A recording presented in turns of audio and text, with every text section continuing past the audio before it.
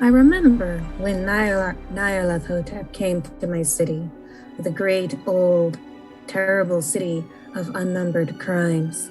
My friend had told me of him, and of the impelling fascination and allurement of his revelations, and I burned with eagerness to explore his uttermost mysteries. H.P. Lovecraft, Nyarlathotep.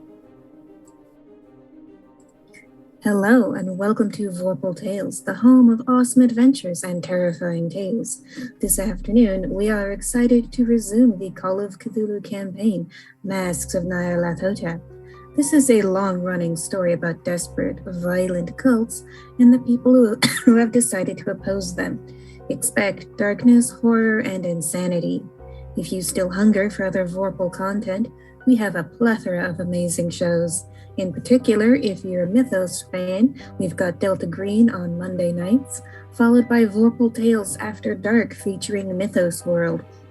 And don't forget to check out the One Ring, our Lord of the Rings adventure on Wednesdays. If you just like horror, we've also got Black Void and Cult on Tuesdays and Sundays respectively. Still not enough? Tune in on Thursdays for a special 3-shot of Changeling the Lost, to be followed by a long-running Vampire the Requiem campaign. And on Saturdays, catch us running some Dungeons & Dragons and SCP, followed by Pangea on Sundays. And this weekend, we're doing a special 24, or actually 25-hour charity stream for Extra Life. As always, stay up to date on our Twitter and Instagram. And if you really can't be without more Vorpal content in your life, come join our Discord. For tonight, spooky friends, introduce yourself to the audience. Hello, I am Kisama. You can find me on Twitter at TrueKisama, and tonight I'm returning as Richard Schwarm, the lawyer. Hello, my name is Mary. You can find me on Twitch and Twitter at Oh Hello Mare. And tonight I will be returning to you as Alex Diamandis.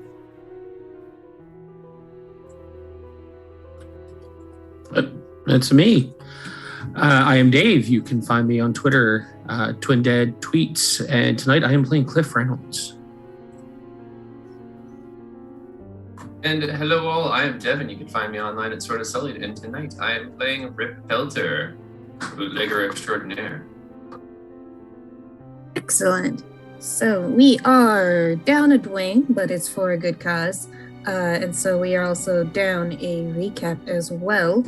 But let's take a moment to do some character advancement. You have essentially reaching close to the end of the New York chapter. And after 7 games, I think it is time. So go ahead and open all of your character sheets if you haven't already. And so throughout the entire story, I've been saying, if you succeed at a skill, don't forget to tick the ticky box. And so now go through every skill that you have ticked and roll a test.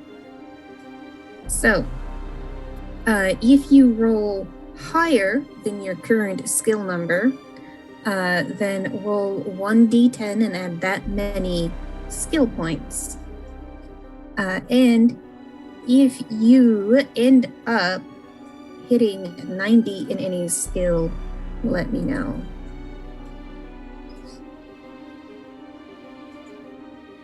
And so now I just get to watch all of the dice in the dice box. Of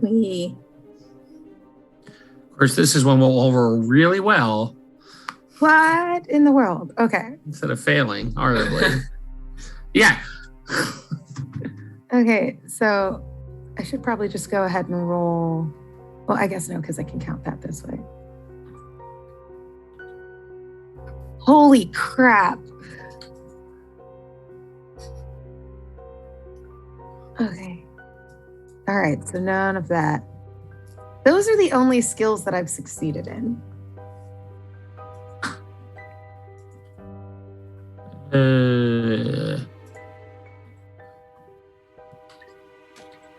I've been doing great at doing bad. Oh my gosh. Okay, so I get to add that D10 that I just rolled to it? Yes.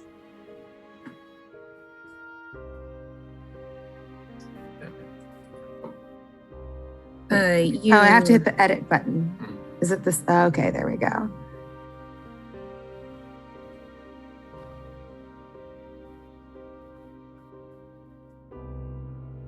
Yeah, you cannot improve your Cthulhu Mythos or your credit rating skills. Okay, so this becomes... Oh, do I have to add it to that middle point spent thing? Oh my god.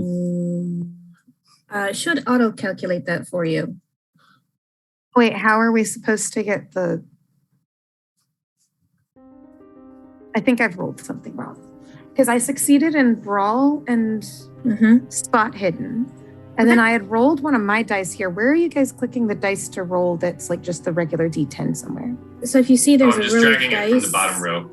Yeah, that's what I did, but mine didn't show up on the bar. You have to roll on the actual sheet on the left for it to show up. Oh, okay.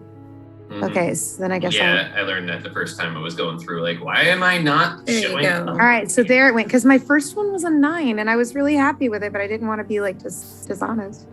But how do we change it on our sheet now? You just click the box and just start typing the number.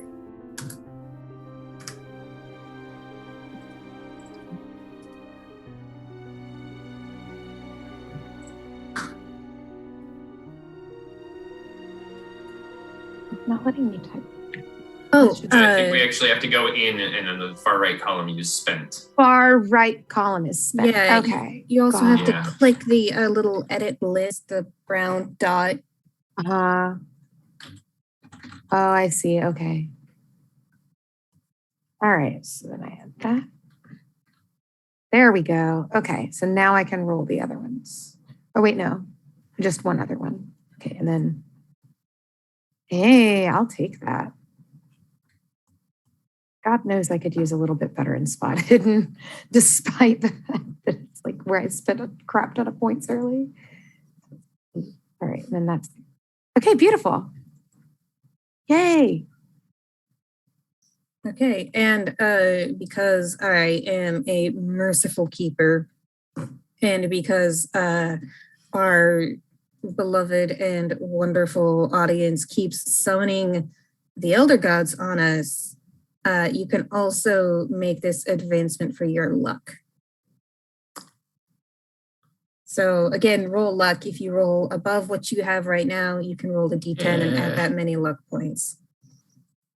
Yeah, no, this is where I make the hard success. Yeah. Well, yeah, it's like I rolled first aid for improvement and got like a hard success on it. I'm like, come on. Yeah, I just rolled the 2 dice, like at just a 100 from down here. Like, do I need to click the luck box or just rolling the... I guess, because I just rolled that, like just using the dice at the bottom, but... And it's bad, so I guess I'll just take it. I'll eat it. Is it if you roll over, it was good, or is this the one where you roll under? Yeah, if you roll above. So essentially, if you fail... If you fail, you succeed. Okay. Exactly. This is what you've wanted to do the entire game you've been rolling. Right. So, yeah. So, it's okay.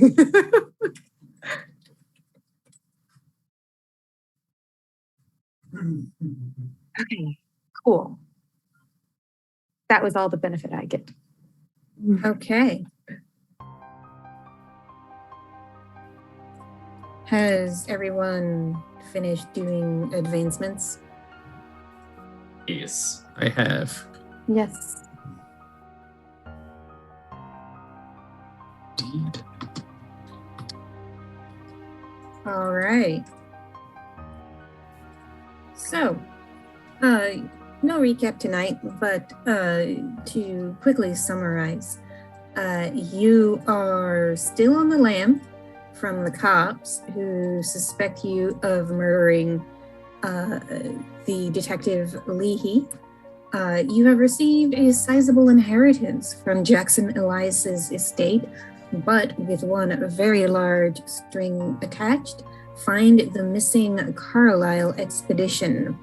You have a lead on the Penhew Foundation in London, and Roger Carlisle's sister remains in New York. You're also pretty sure that something is going to happen at Juju House in a few days on the new moon. So, I sent this to chat and it got lost.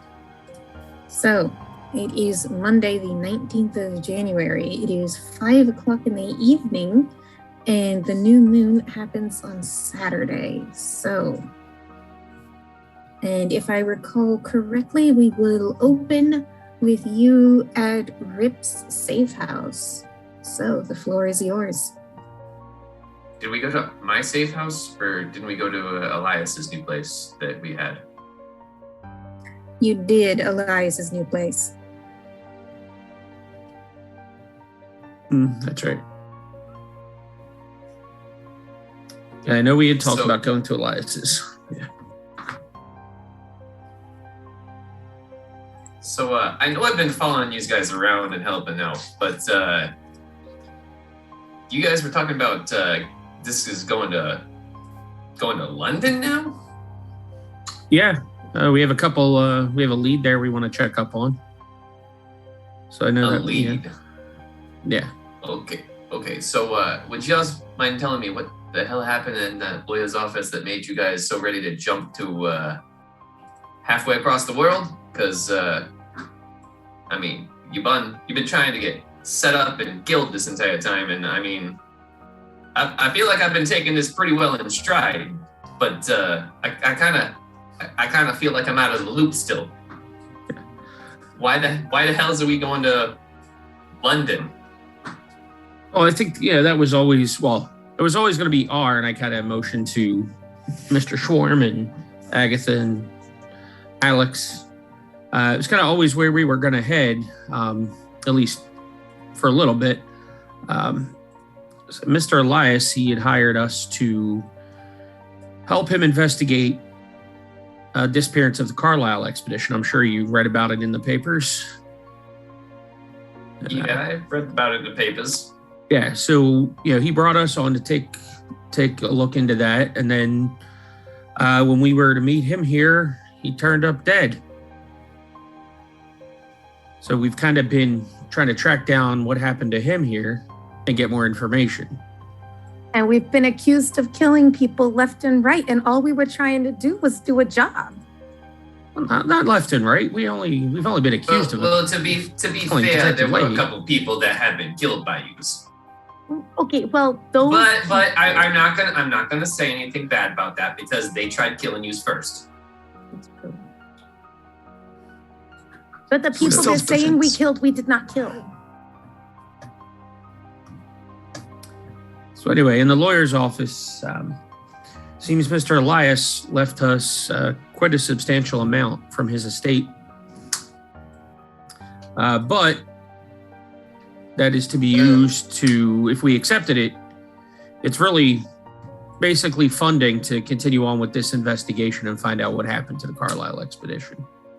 And then whatever's left we get to keep? I don't know. Maybe? I don't really think I didn't really dig into it too much. Mr. Shorm would know better. He kind of looked over all the paperwork. So, Mr. Schwarm, what is this sum of money that we're talking about here? Because I could join you on this whole thing. As I understand it, upon Mr. Elias's death, all of his assets were to be liquidated for the funding of this expedition. We are, as I understand it, the sole inheritors of his estates and all the money that comes with it.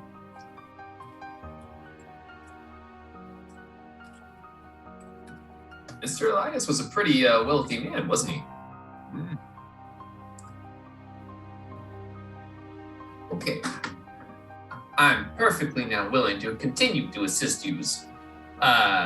in, as long as I get my cut, because I don't just do my job for the fun of it, although I'm certainly enjoy the parties that come every single time I show up. But before we go anywhere, I probably should get some things in order, personally. Good idea. It's going to be dangerous. That's part of my affairs I'm going to be working out. Yep.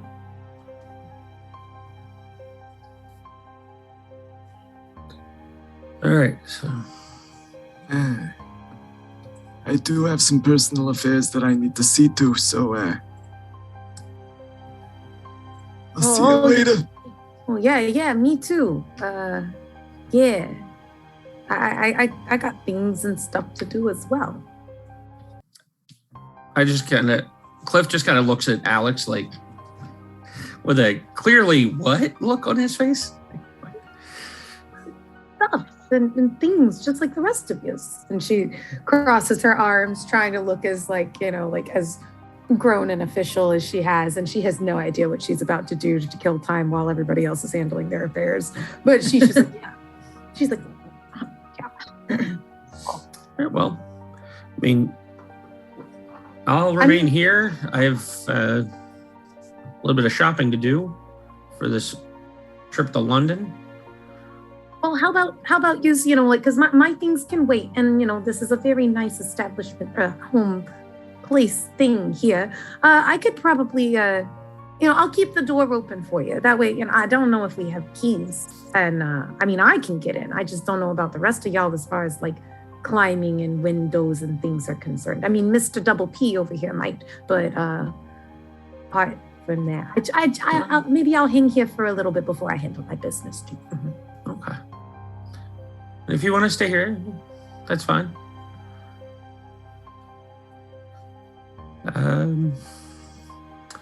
So we're going to need a book passage on a ship to London. Mm-hmm. So I guess we could take care. Yeah, I'll take care of that as well. I don't know about y'all, but there's that. You said the thing on the full moon, Juju House.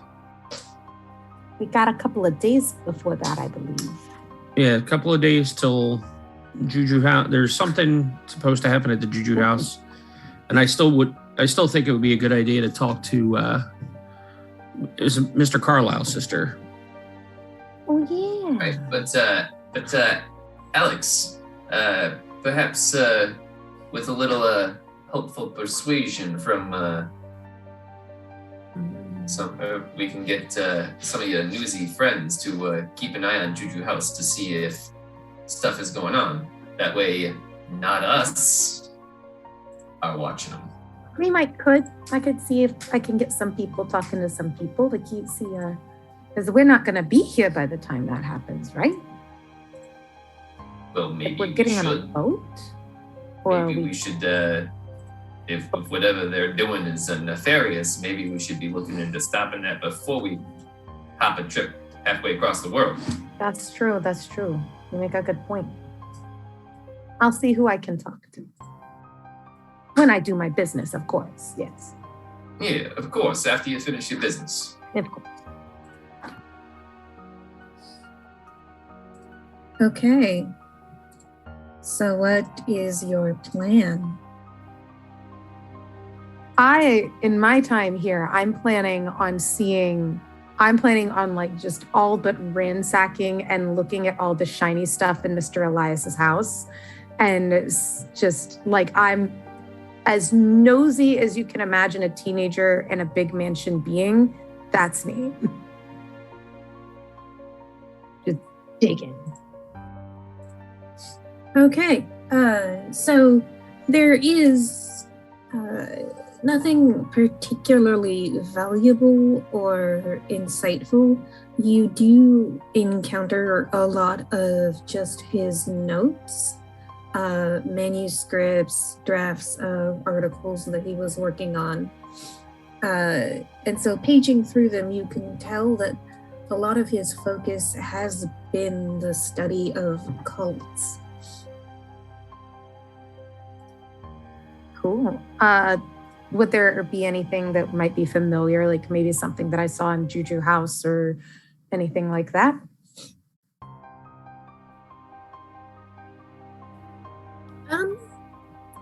Apart from what you have already found, there's basically nothing extra here, just like copies of things that you've already discovered. It is clear that he was convinced that Juju House was the epicenter of something, but he was unsure what. In looking around the house, does it seem like he was living here by himself, or are there rooms that have other, clothing, wardrobes? Okay. He's very much by himself in the big old house.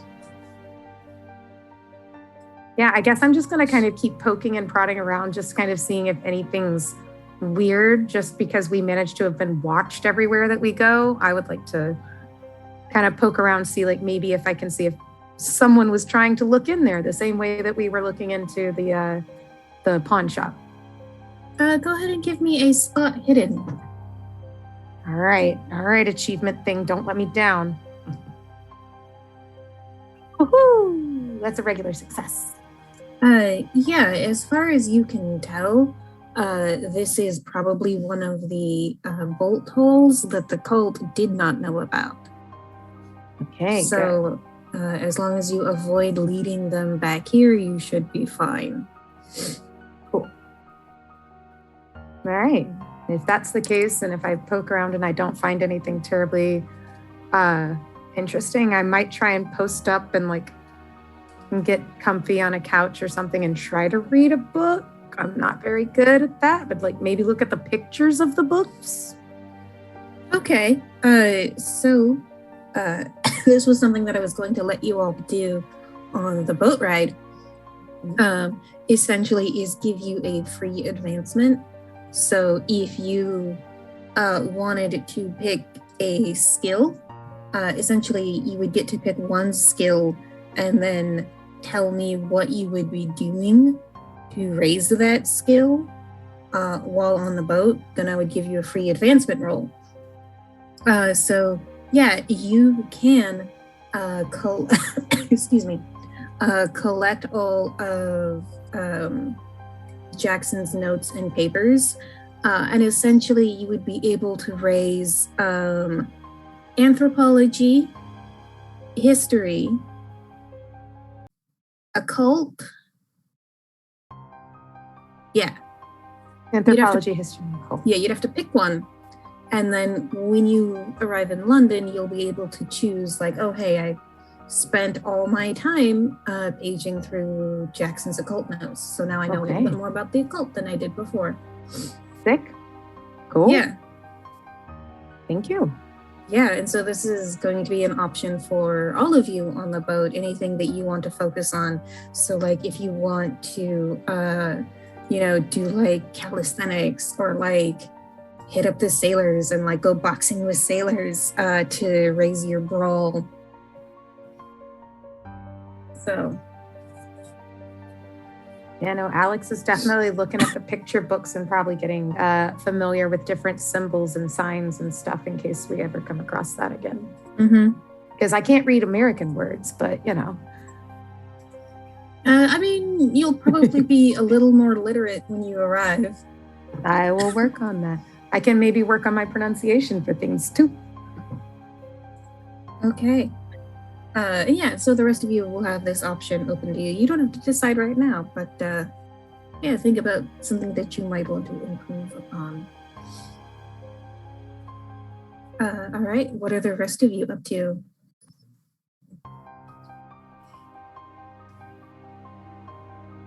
Cliff, you mentioned wanting to do some shopping.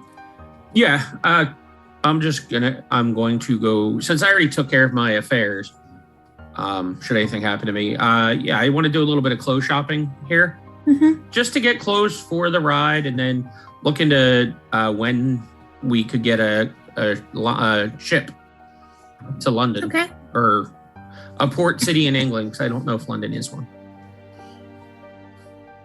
Yes, so essentially you can book passage on either the White Star line or the Cunard line, and all of them offer first, second, and third class accommodations. So essentially, Carlton Ramsey will disperse money to you and cover your expenses, but doesn't want you to, waste this money that you've been given.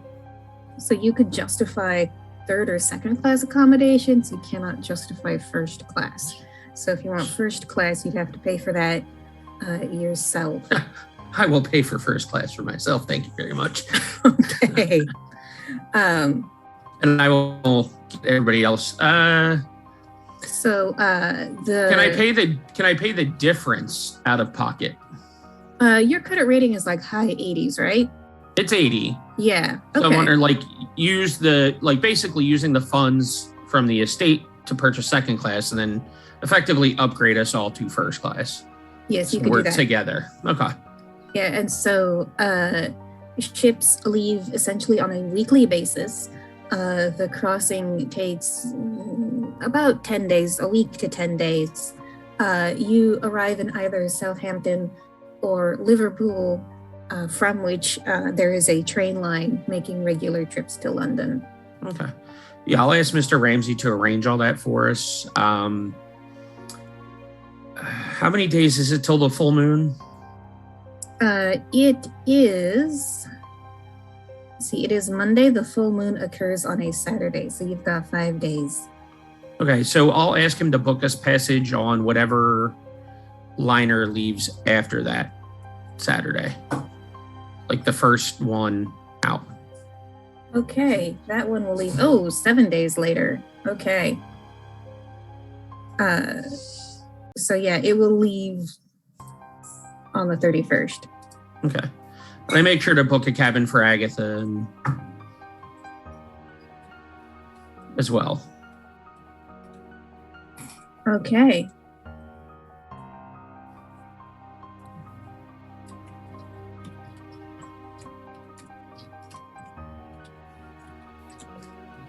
If you're done, then my plan was to consult with Elias's lawyer. So I have added the note to your calendar. You can thank Betty for that twist.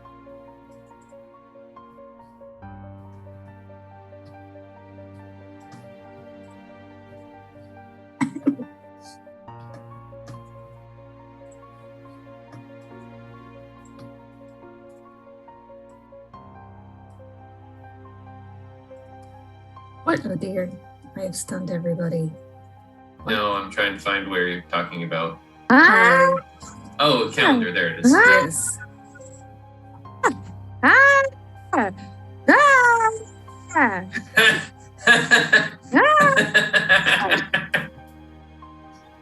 Yeah, Betty, Spank My Betty, what they are reading is that they have booked passage on the HMS Titanic.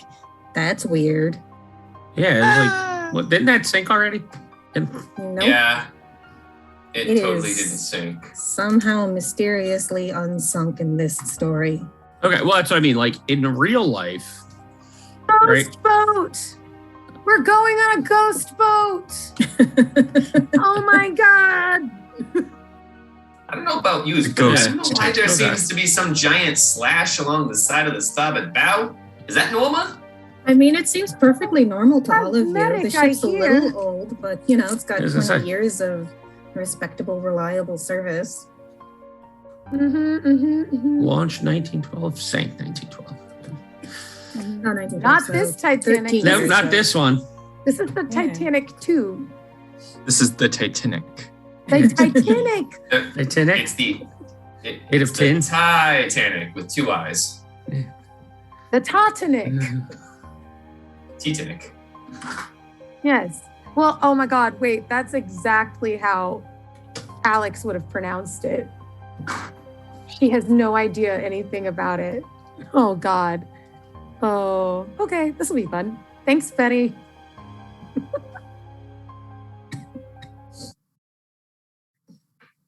All right. So, you have, or rather, I suppose, what would Rip or Dickie like to do? Dickie needs to tell his son, Dennis, that he's going to leave for London in the next 5 days. Okay.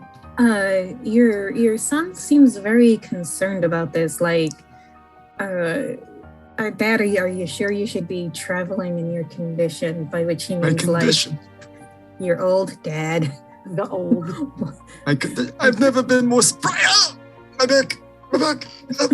I'm perfectly fine. And he also wants me my to rifle. know, are you sure? Positive. What is so important that you're going to London for? Listen, son. We're hunting cults. In London. Okay. Remember What? when I told you about Mr. Elias? He's dead. I'm so sorry to hear that. Come on, haven't you read the papers? We're going to avenge him. Who are you And either traveling you can with? support me on this, or you can get out of the way. I support you, Dad. I'm just worried for your health. And Dickie hobbles over to the mantle above the fireplace and gets his rifle he got 30 years ago for hunting.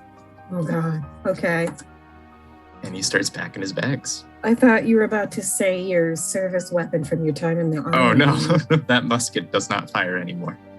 Okay.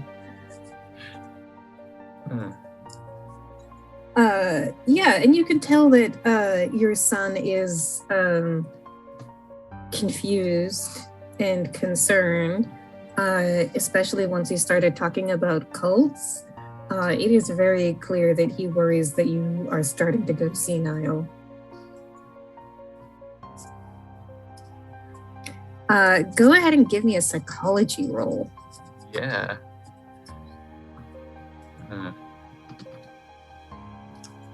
That is a hard success, 1 point away from being an extreme success. This is a very easy check. Also, don't forget, you should have unchecked all the ticky boxes, but now you can re-tick all the ticky boxes when you make another successful roll. Yeah, your son is definitely going to try and prevent you from leaving. The whole time he's packing, he's rambling about, yeah, I'm going with a bootlegger and a movie star, and the movies aren't gonna be good for a while. I know that. They can't even sync up the music with the video, the footage, the reels. But listen, it's gonna be fine. Going with a newsie. What? he looks up over his shoulder. What's with the face for? Something wrong? I mean, I'd love to meet these people, Dad. Yeah. Have them over for dinner some night. Yeah, we'll do. But maybe not here, because we're being watched. There's a cult here, son. Is there? They're all liars, all of them. You don't believe me? I'm Your own dad. I'm just wondering, how'd you find out about all of this, Dad? It was Elias. He was gonna tell us about all of it, but then they killed him. And we've been spending the past couple days trying to figure out who they are. Figured it out. It's a cult. They always lie, and they cut their tongues, and they cause these little flesh mounds with people's faces on them to come up. You don't believe me, do you, son? I mean, it's a lot to take in, Dad. Listen. And Dickie hobbles over, goes to give his son a hug. He's also wearing clothes that he wasn't wearing 4 days ago. It's like stranger's clothing, so it doesn't fit. Right? Okay. He's wearing other people's clothing as he goes to hug his son. Just keep your nose clean. If you see anyone watching you, lock the doors of the house. can I give you a ride somewhere? A ride? No. Yeah. No, I can walk. It's fine. Well, are you gonna be at home later?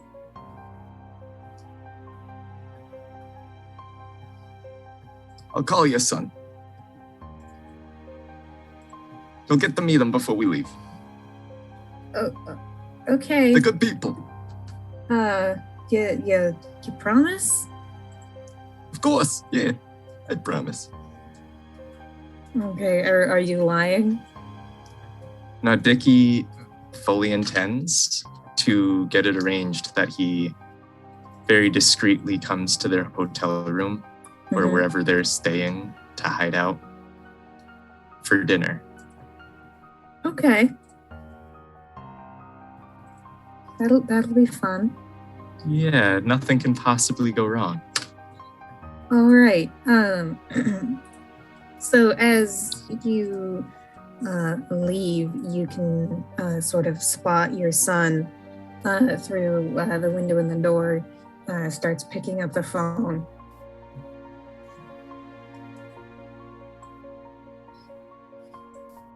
Could I make a listen roll to try and hear a muffled version of what he's saying? Sort of like if it's a hello, police, or if it's a... Yeah, go ahead and give me that listen roll.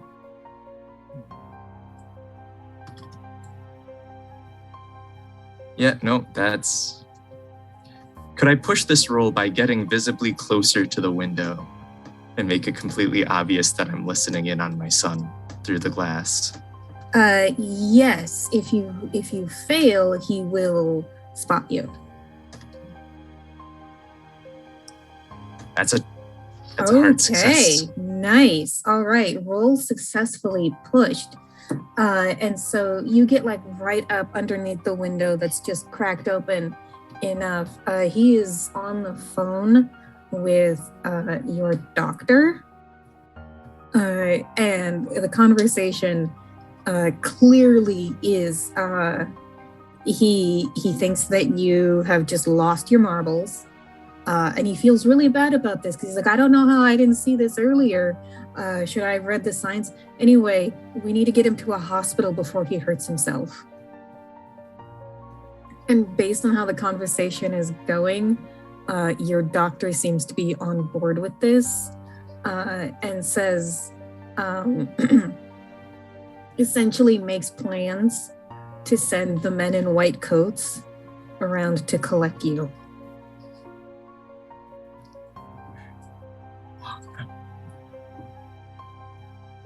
And he's like, where is he? Well, he just stepped out of the house, but he should be back in a few days. Like, all right, well, just let me know when he's back home. Yeah, of course. And then they say their goodbyes, hangs up.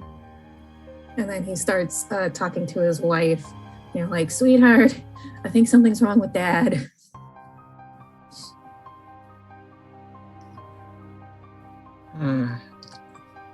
Dickie chokes back tears as his own son doesn't believe in the cults and the little flesh mounds.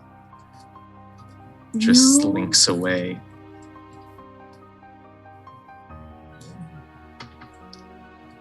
Dragging his luggage behind him as he wipes tears from his eyes. Ooh.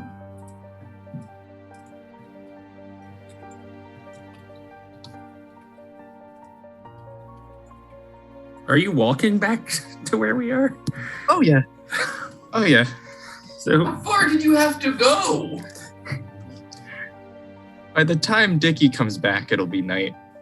That I'm sure. it'll be time for the boat to leave. Movement rate of 2, go. I mean, you could always hire a cab. This is Dickie we're talking about. Hey Dickie, where's he's been? We were supposed to leave for the boat 3 days ago. I heard the Titanic was a lovely boat too. I was very much looking forward to seeing the amenities, which is a word I learned. The biggest luxury liner that has existed since 1912 or something. Yeah. It's history. I heard they narrowly passed the iceberg. Like, very narrowly. It was beautiful to watch, I bet. Very moving, very moving. Oh, they did a lot of moving. Yeah, very moving. Yeah, and I mean, like, it set speed records for crossing the Atlantic very quickly. I mean, it's a good deal to be on this here boat. It's a shame we missed it. All right, Rip, is there anything you would like to do? Yes, so Rip has come to terms with the fact that this is dangerous, and he wants to do the same thing he's been doing his whole life since his daughter was born, which is working to make sure that she's okay. Mm-hmm. So he's gonna call up, what was Elias's lawyer's name again? Carlton Ramsey. Carlton. He's gonna call up Carlton and be talking to him about possibly having a life insurance policy for his daughter, as well as any of the extra funds that he would be getting right off the bat going to her, because that's where half of his income goes anyway. Okay. Yeah. He's, so other than that, deadbeat dad, away from his daughter the whole time. And how old's your daughter? She's about 12 now. Okay. Yeah, so you call him, he says he can definitely set up a trust for your daughter. He's not an insurance agent, so he can't do that for you, but he does give you a referral to someone else who can. And so you will be able to get that squared away, no problem. Then I'll go and visit her before, because I might not see her again. Okay. Yeah, so what do you tell your daughter?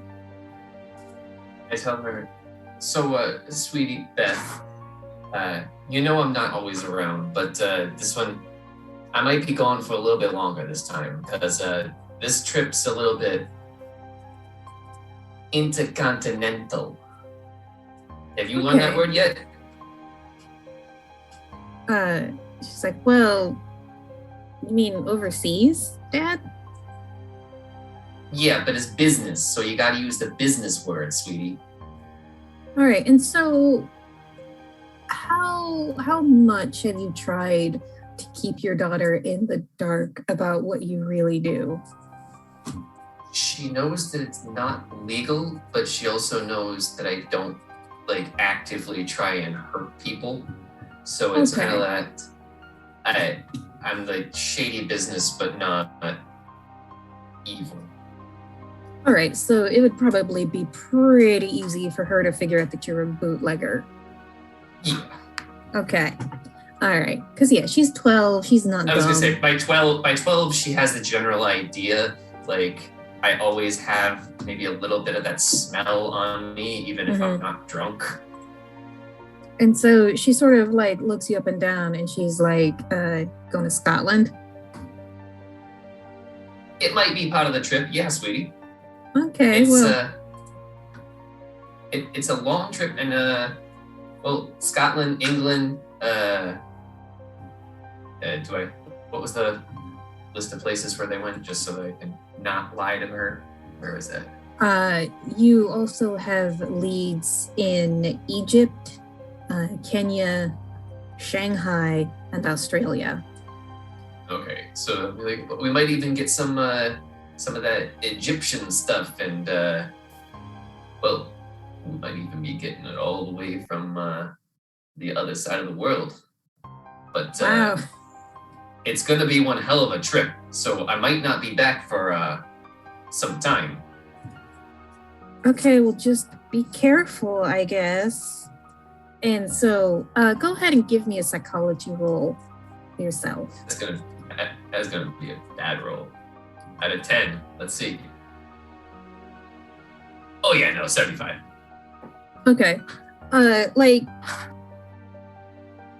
She knows that, or rather, she assumes that this is related to your booze running business, but just doesn't want to ask questions. I'm specifically not telling her the whole truth because I don't want her to think that it's super dangerous. I just want to be like, I'm out for a while, and then if something terrible happens, it's, sorry, your dad's dead, but here's money. Yeah, I mean, she essentially is convinced that you're expanding into the opium trade. Yeah, that works. Okay. Yeah, and so it is pretty easy to tell that she's also very, very concerned for your safety. So she's like, be careful, don't take any dumb risks. Have I taken dumb risks, sweetie? Hey, don't mention the past 6 months, please. Okay. I only went over the bridge when it was 2/3 up. All right, just come home, Dad. That's all. My best, sweetie. Okay. Yeah, she gives you a big hug. Which, a little awkward for a dude in the 20s, but, power through. Okay. A little pat on the head as she does. All right. So, having squared away with your family, what's next? You've got a couple leads. You've got some time to kill. You should probably also figure out if you want to take Choo-Choo House on, what exactly you would want to do about that. Or come up with a plan.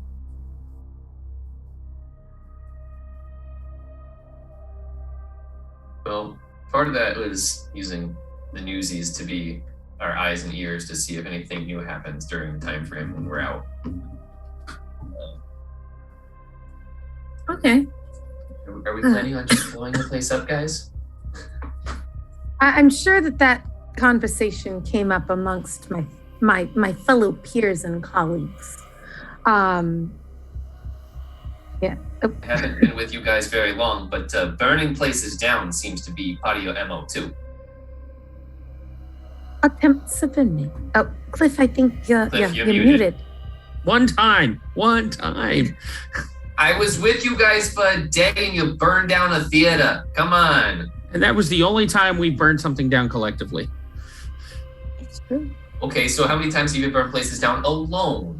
Me, 0, but I can't speak for the rest of my companions. Okay, but we should probably keep that as an option since do trash cans count to stay warm?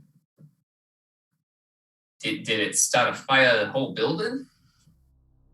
I don't know when I walked away. Yeah, the theater is definitely burned down. If I recall correctly, you made some pretty fantastic rolls to set that place on fire. But Alex, yeah, mm-hmm. Alex, reaching out to your fellow Newsies, so you mentioned this neighborhood, this one part of this one neighborhood in Harlem, and you get back the Newsies already know, oh, that place is no good. It's just creepy. No one ever wants to buy newspapers. And so they don't like going around there. But if you ask them to just on the other side of the street, that's all. Mm-hmm. Yeah, essentially there's nothing unusual going on. Just the same people going in and out kind of deal. Yeah. And that creepy dude with the weird eyes, the creepy man with the weird eyes, y'all seen him? He's smiling. Does he smile at you? Don't look at him for too long. He's I agree. He's also got something wrong with it. Yeah, one thing I will give you is it seems like they're, Newsies can totally tell when someone looks like they're relaxing, but is actually got their eyes out. Mm-hmm. The number of guards and watchful people around Choo-Choo House has definitely increased. So something has happened to spook them. Interesting. I wonder what that could be. I would then relay that to my fellow peers and associates. We could, I don't know if they do it, but we could tip off the Queens Police Department. Maybe they could go check things out or keep an eye on the place. It seems like Harlem just goes wherever they want to.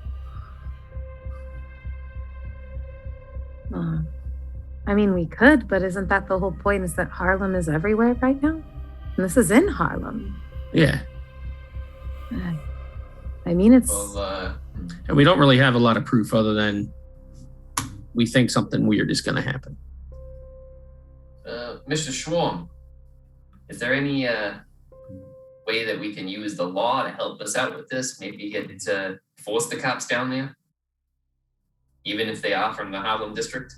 Just to stop whatever's happening that night?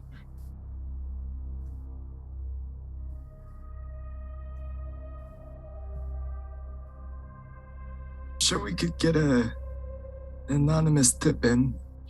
Say it's some sort of speakeasy. Oh. Well, speaking from experience, it's really easy for us to keep speakeasies from getting raided. Most of the cops just kind of ask us for some stockpile and then they'll walk the other way. I'm sure Harlem's just that easy. What about a tip to the FBI?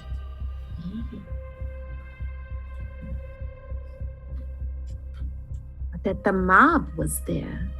So you could definitely tip off the FBI, but the drawback is that while they will probably act on the tip, especially if you make it sound credible, it will take them a while.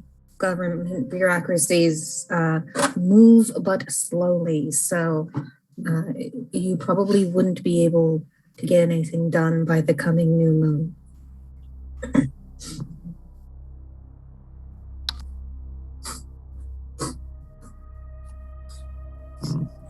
But, you could definitely tip them off and then see what happens when you make your way back to New York.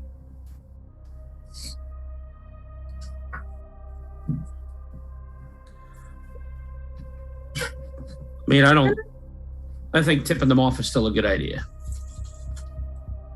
Yeah, but, so let's tip off the FBI to make sure that, at the very least after we leave, somebody's on the case. Somebody trustworthy. At least more than these local beat cops around here seem to be.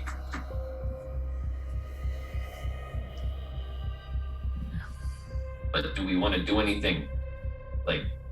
Do we want to try and stop them somehow? Maybe sneak in the daytime, see if we can steal some of this stuff that would make whatever thing they're doing on the new moon not happen. I don't even know what is we don't even know what's gonna happen, and I'm really not keen on going back into Harlem. Did Mr. Elias have any notes on what they could be up to? I could offer things, I could offer those different things to it. And I guess my other question would be did I perhaps see the words new moon in any of the books? Just out of good maybe happenstance. You're muted. Yes. Yes. The things, based on all the clues that you've been able to put together, the cult has been disappearing people, 1 or 2 a month. And so it is pretty easy to guess what they've got going on the new moon. Whoa, we got a ritualistic sacrifice. Can I use Mr. Elias's notes to see if there's any, what the significance of that is? Is there some sort of significance to the sacrifice that these cultists are making? Yeah, go ahead and give me an occult roll. Okay. So that's going to fail. I was hoping to use library use to find some information, but I will roll a call. I don't even know what that is. Oh. 8. You know what? Do I want to spend 8 of my 23 luck? No. Okay. Not right now. Would I be able to do the same sort of thing, occult, to check and see if there's any like specific instrumentation they needed? Like, you have to have this particular knife or this particular symbol that. I mean, you have seen these cultists before with their ritual pranga knives, and also it appears that when they go out to deliberately do murder, they wear this weird, almost obscene red headdress where they have like red strips of cloth emerging, like almost like tongues.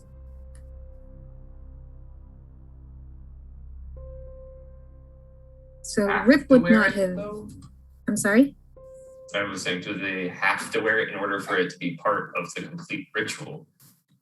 Would Rip be able to know that? It would be a fair assumption. I mean, so you have not seen any of the cultists actually wear this, but the other people with you would have, that was what they were wearing when they murdered Jackson. And there was another person who had one of those on too, or they had them in a pocket. Yeah. So maybe we can sneak in a little early, destroy their supply of stuff the day before. Maybe they wouldn't be able to have it in time. Yeah. And then Steal their knives. Another thing that you would have noticed that there is a trapdoor in the floor of Juju House. So just reminding you that you made your spot hidden check to notice that.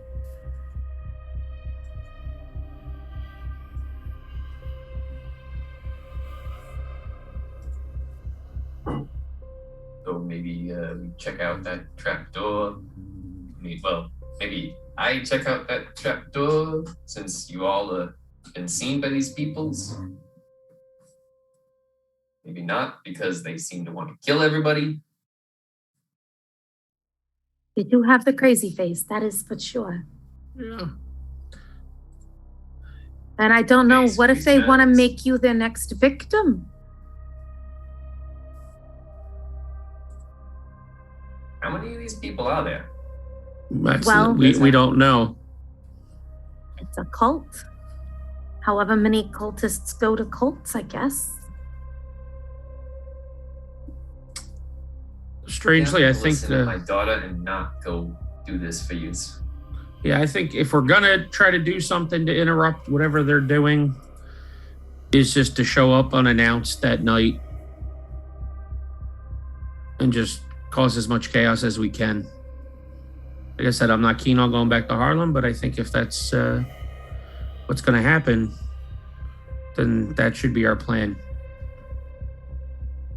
We tip off the FBI so they can look into it before we can call, or we can let Lieutenant Poole know in Queens, and then wait and see if anybody else shows up. If not, we could take it on ourselves if that's what we want to do.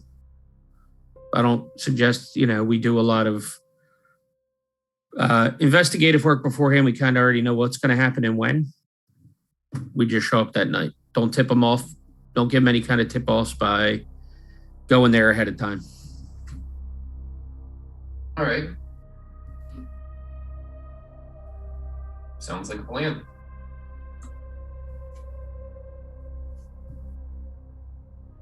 And then, Dickie, do you remember what were we gonna? Because I forget. It's been a long weekend. What were we going to talk to Carlisle's sister about? Just expedition stuff? Try to get some information, notes that they might have had.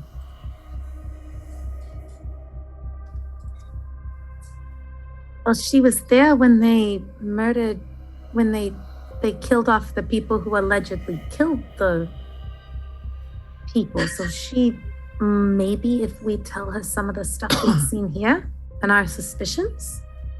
Wait, she was on this expedition? No, she went after. She went after to go try to find her brother. Gotcha. And then when they got there, they said, hey, these guys did it. And then all those guys got killed for it. And I guess then she came back. All right. Well, maybe we should meet with her before this whole Juju House thing goes down, in case anything goes poorly. Yeah, I mean, especially since she might be interested and she could tell us where to go and what to do, since we're supposed to be going to the same place as her brother and where she was. Not a bad idea. Yeah, she could tell us stuff to look out for. Or maybe, like, I don't know, who we can talk to there, some contacts. Yeah, maybe Mr. Ramsey can arrange a meeting. Reach out. Okay, so what essentially you get back is that Erica is a very busy woman. She is running the Carlisle Enterprises, which is emphasis on import-export, international mercantilism, essentially.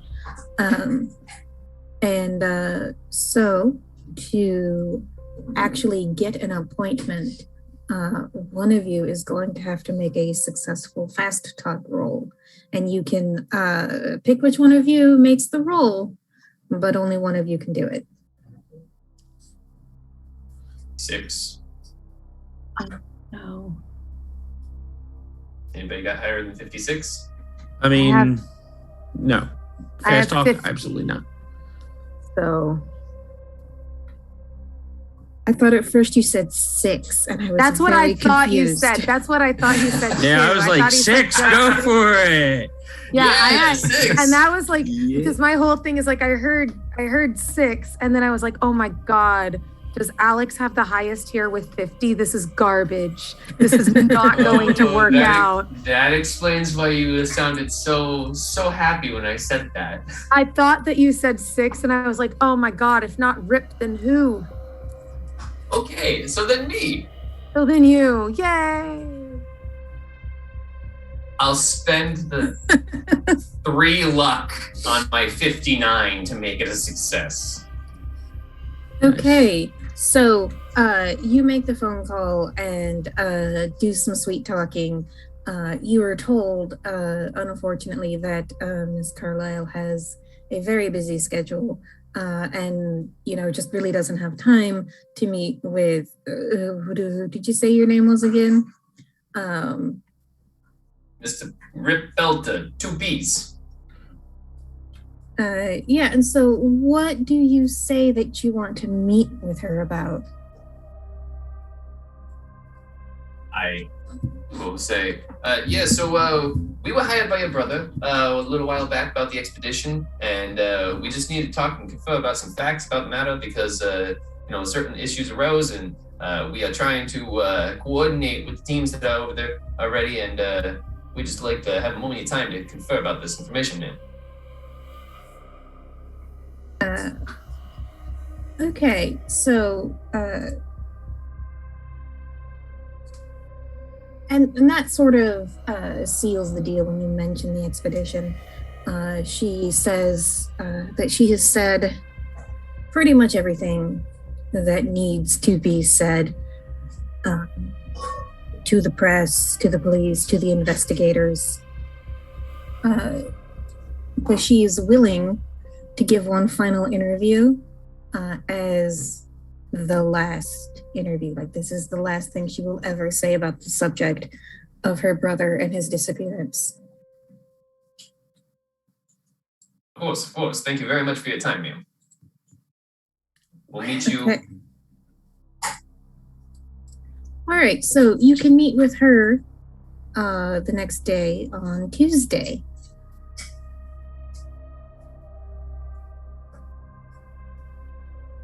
So, When on Tuesday?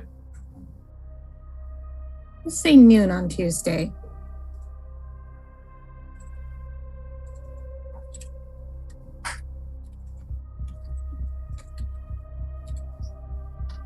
All right. So, you have the rest of the evening to accomplish anything else you would like to accomplish.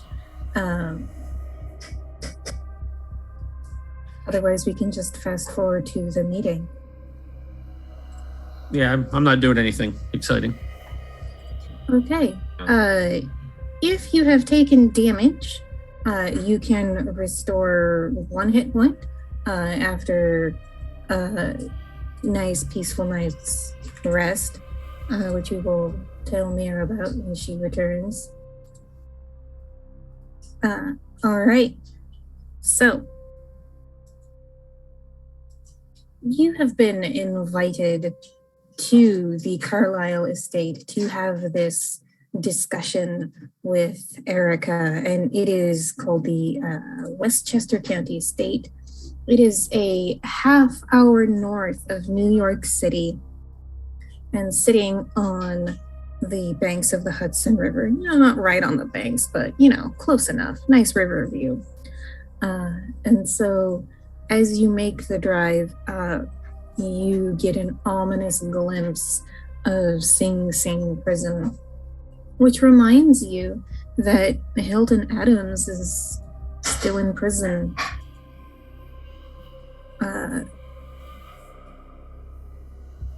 And so you drive up. This is a very elegant 3-story mansion on just huge acreage, obviously expertly kept.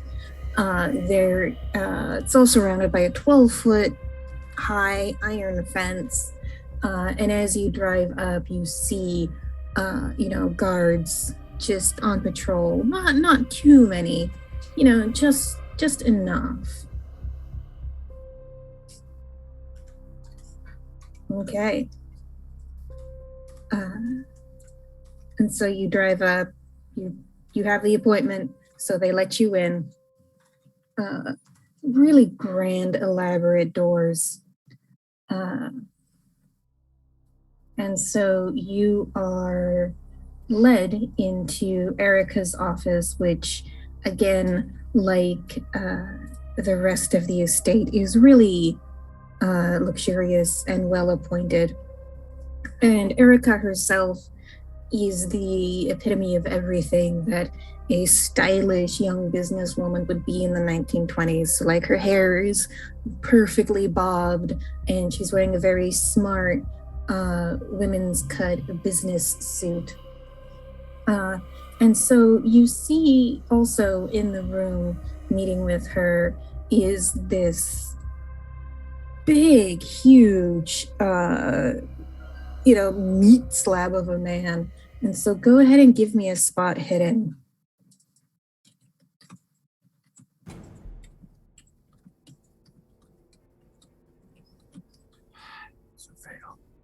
Oh, extreme success. Okay. Fail for me. So those of you who succeeded can tell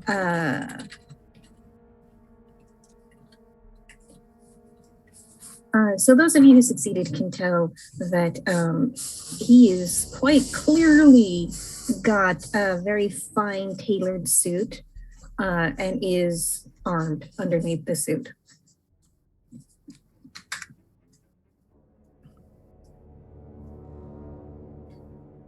Mir, we slept well and you get 1 health back. Are we on break? Soon. No. Never mind. Sorry. Hi. Hello. Yes, we slept well. 1 health. Got it. Hi. Yes. You've been brought about a half hour north of New York City to the Westchester County Estate of Erica Carlisle. She's very elegant, very fashionable. She's got a bodyguard with her who's clearly armed. And as you made the drive up, you noticed Sing Sing Prison off in the distance and were reminded, oh, hey, Hilton Adams is still in jail.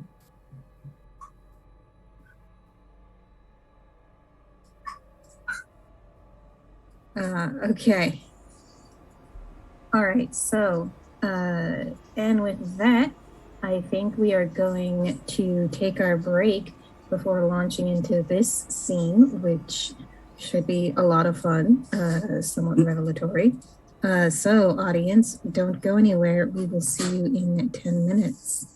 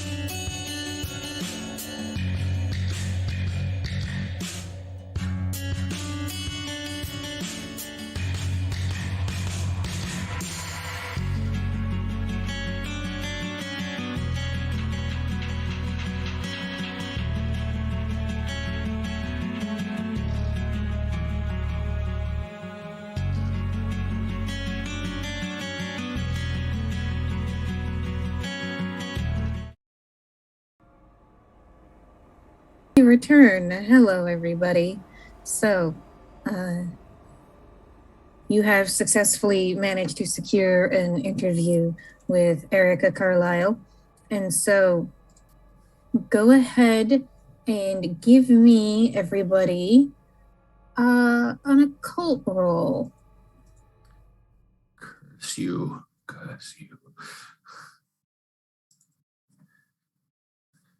Oh, hell yes. Why could I have gotten that one? Wow. Oh, yeah. Way to go. I know all the things. Wow, and for Schwarm this. got a 5. Yeah, wow, that is impressive. So, Rip, you, let's see, are a little bit of a dabbler in the occult. And so you've also in your business, you know what people want to buy, you know what's valuable. And so same thing with Schwarm. With you, Schwarm, it's just living, as long a life as you have, you hear things. And so the both of you, as you are being led to Erica's office, just happen to glance through the door of the library is open, and you're just like, oh, wait, that's supposed to be really valuable. And just have that moment of recognition of like, oh, yeah, that is something that people would pay a lot of money for. But you don't really have time to examine it yet as you're being led to Erica's office. And so she herself is a little cold when she greets you. She stands up and just sort of looks your group over as like, and you are the individuals interested in my brother's expedition. Yes, ma'am. Well, We would... You know who I am. Who are the rest of you? Well, yeah, my name's Mr. Rip Pelter. This little one over here is Alex. Our loyal friend, Mr. Schwarm. And we got Mr. Sullivan here. I don't know why it said Sullivan in my name. It's Cliff Reynolds. Oh, Reynolds. Yeah. Mr. Reynolds over here. I felt it Pleasure to with you meet you. having that last name, though. Pleasure to make your acquaintance. Yes, it's a pleasure, ma'am. Thank you. So, what would you like to know about my brother?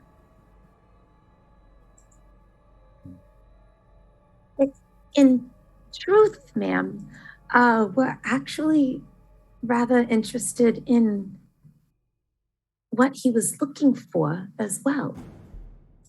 Just what brought him to where he was.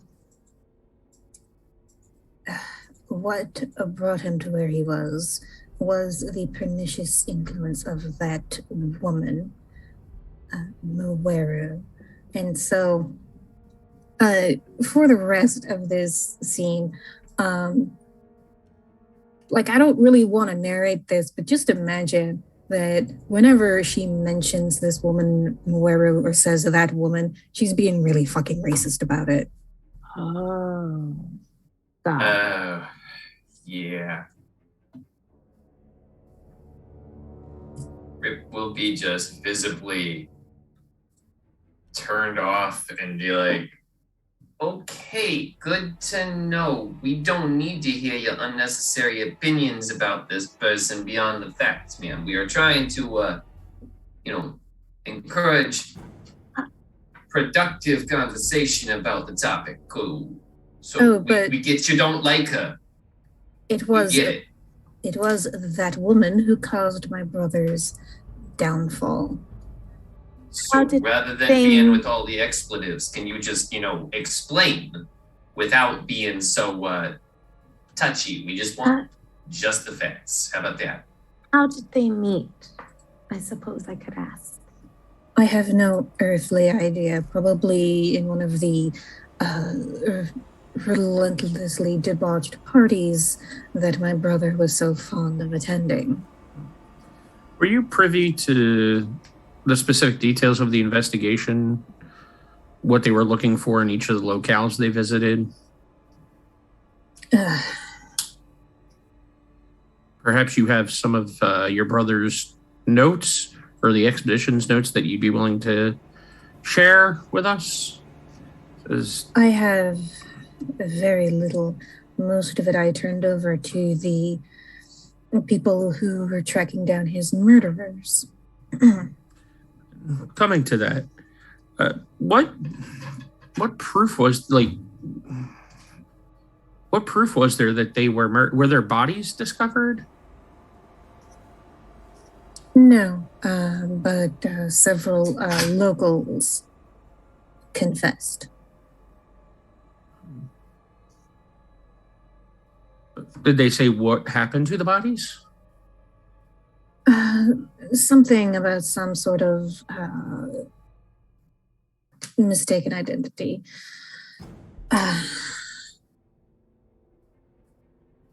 Mistaken identities? Sure who they were? But you want to know about what led my brother? It was the influence of that woman on him. My brother was always dissolute, is the polite term, I believe. He was always impulsive. He enjoyed himself, and he also enjoyed spending this company's money to do it. He almost brought us to the brink of bankruptcy more than once, financing his overly lavish lifestyle. And I believe my brother is a very good object lesson against the perils of overindulgence. He grew less and less stable. He would disappear for days and then return, waking up screaming. You said you gave... Sorry, go ahead. Did he go to the theater often? I'm sure he did. I was not sure if he... Well, you see, we're wondering if there's just some correlation between some odd things that we've seen around too, and perhaps with your brother, and perhaps explaining why he went where he did, because that's a very far way away from my understanding. Well, when he met that woman, she fostered his obsessions. She was incredibly bad. Just hit myself in the face with my own microphone. Oh, no. You okay? I'm okay. Check. I wanted him to seek help for his dreams and obsessions and clear disentanglement from reality, but she encouraged it. Just so we are informed, you know where she is? I have no earthly idea. So, out of game, wasn't she on the expedition?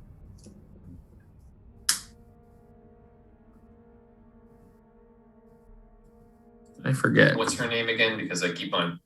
I didn't hear the name initially. He called her Imweru.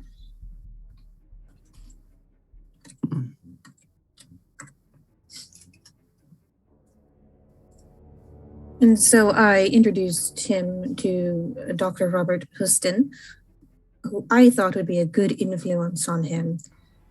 He's the one who convinced Roger to take the expedition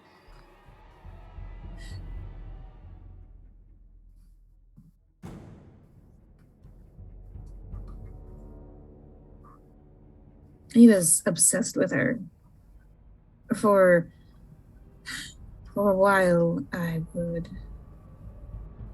supported the expedition because apparently she would tell him wild stories about what it was like in her Kenya, I believe is where she was from. And at first I was incredibly supportive of this. Let him go to this place and realize it's nothing like New York and none of what she was saying was true, and he would come home a more responsible fellow. That obviously didn't happen, and I hold this woman accountable.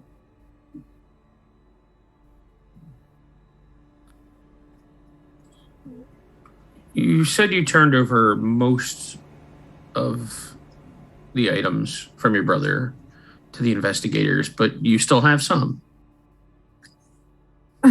There might be notes and whatnot about, I can see about having them delivered if you insist.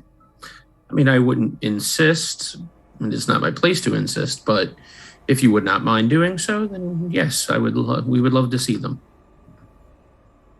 All right, and so she turns to another man in a suit next to her, not the man with the gun, and just says, "Can you see to it?" And he's like, "Yes, of course." So probably like a solicitor or assistant of some kind.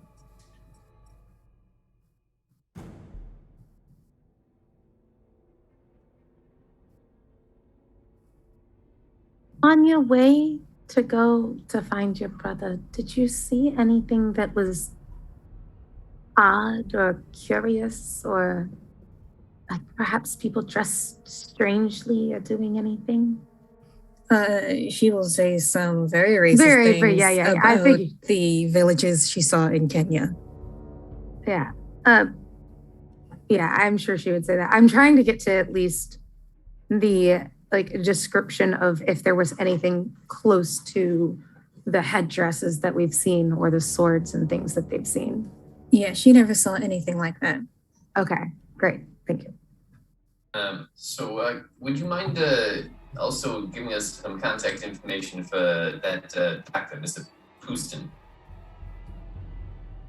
Oh, he disappeared on the expedition along with the rest of them. Would you mind terribly sharing those you might have engaged with during your trip, as we are part of our plan and our investigation is to follow the path of your brother's expedition once more. It's what we've been hired to do, but if you could provide any contacts that you dealt with along the way, it might help us. Oh, there was...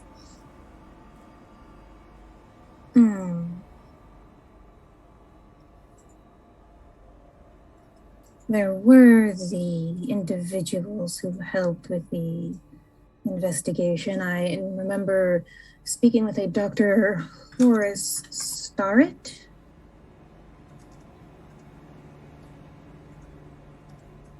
And then and so she starts flipping through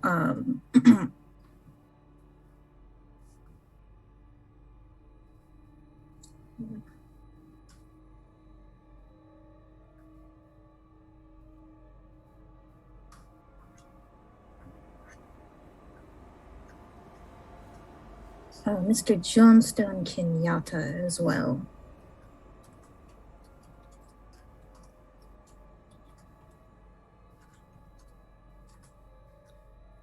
Thank you.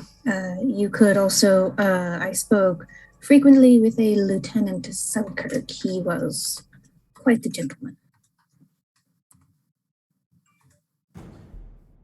Lieutenant Selkirk here in New York, or? No, he's in Kenya.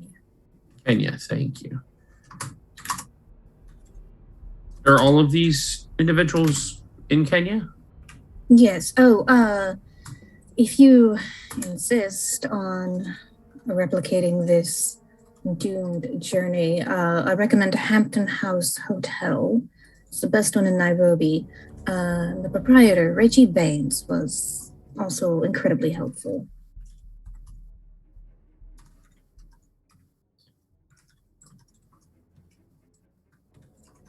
Thank you.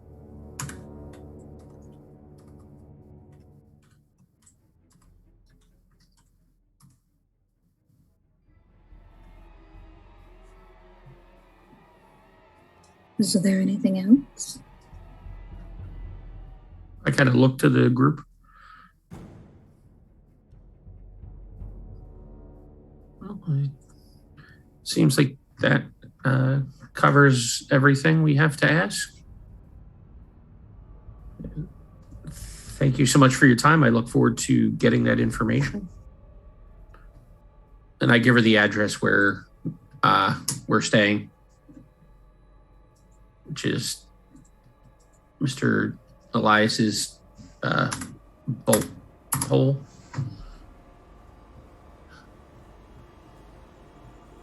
Hilton's the one that's in jail, right? Just out of character. Hilton's the one that's in jail. Mm-hmm. Then I'll just say, and by chance, do you happen to know of Mr. Hilton? No. A Mr. Hilton? No? Okay. No. Okay.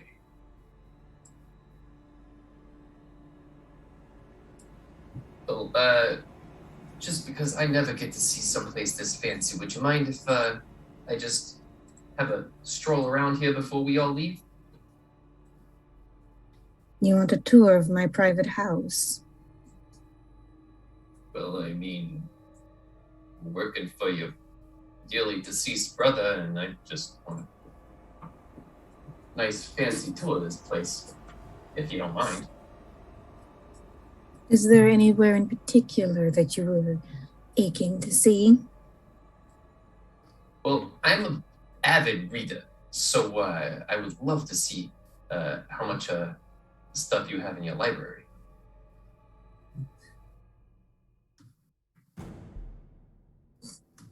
Give me a fast talk roll.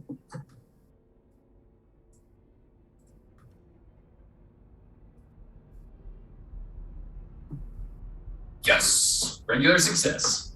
Okay. So she turns to the desuited gentleman, the unarmed one. Bradley, escort this man to the library if you don't mind. And so, as he leads you from the room, she will mention, some of it is for sale. Would I be allowed to go with them? If you must. Thank you. What do Alex and Cliff do?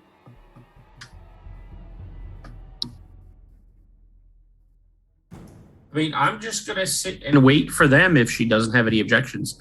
Would you care for a cigarette? Yes, thank you. I hand her one and light it.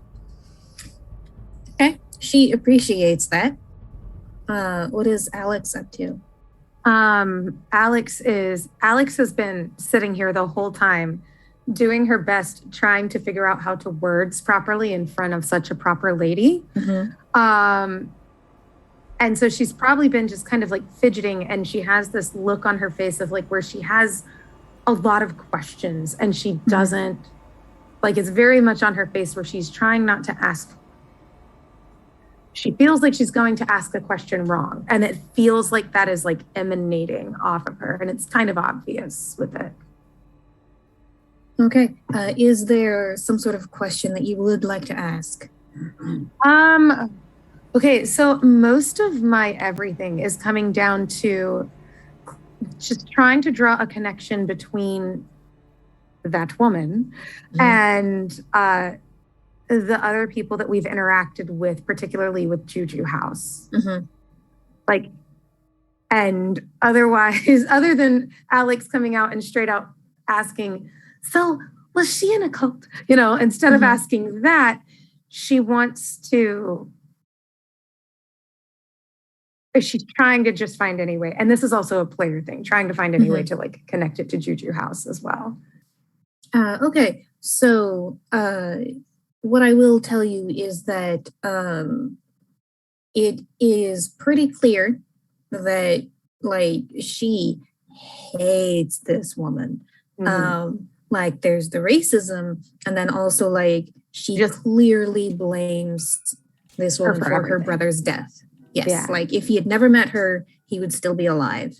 And so she will mention that, as sort of like, this is how bad my brother got under his influence, was he started spending a lot more time in Harlem, and he was obviously more unhinged the more time he spent there.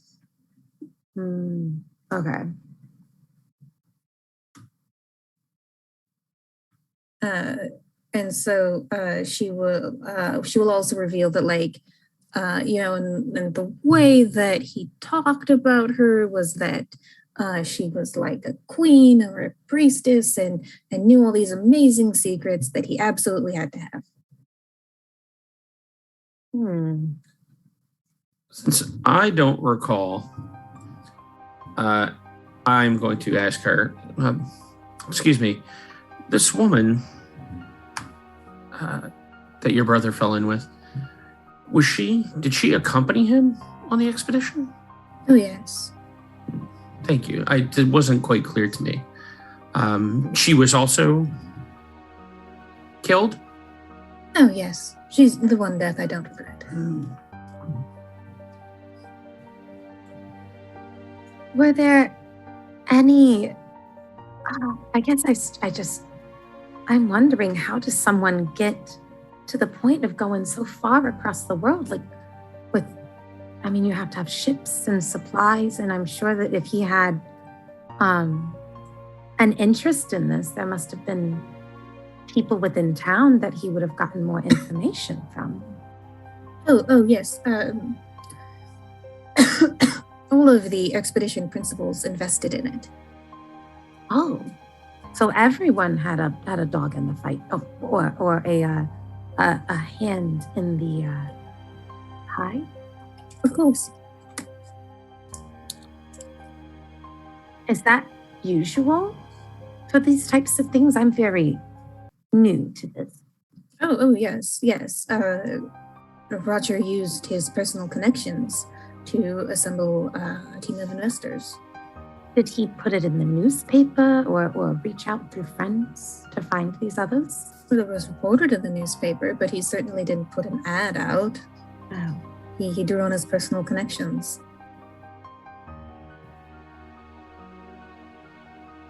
Were the other people as interested in his interests as he was? Like, was there a club of some sort?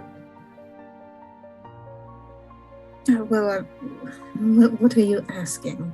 I'm just out of curiosity, I suppose. Just this will be my furthest time. This will be the furthest I've ever gone away from home. But let's see, Sir Aubrey Penhew spent the last of his family fortune investing in this expedition. It was his hope to shore up some lucrative business deals to save his family. Dr. Huston accompanied my brother as his doctor. I believe he did not invest in the expedition, but he was going to be paid for it. I have no idea why he brought Hypatia. They dated briefly. That's very curious. I expect, well, she was a photographer. She was rather good at it, so, I didn't think too much of it. I personally hope that they would rekindle their romance on the trip over. Mm-hmm. And then, of course, Jack Brady was, my brother's best friend. Of course, they were going to travel together.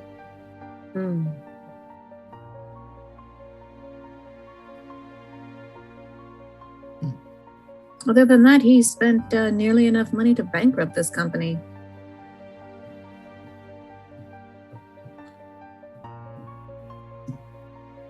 That's Keeper. very interesting. Mhm. Oh, go ahead, Mr. Reynolds. Oh, no, I was a keeper.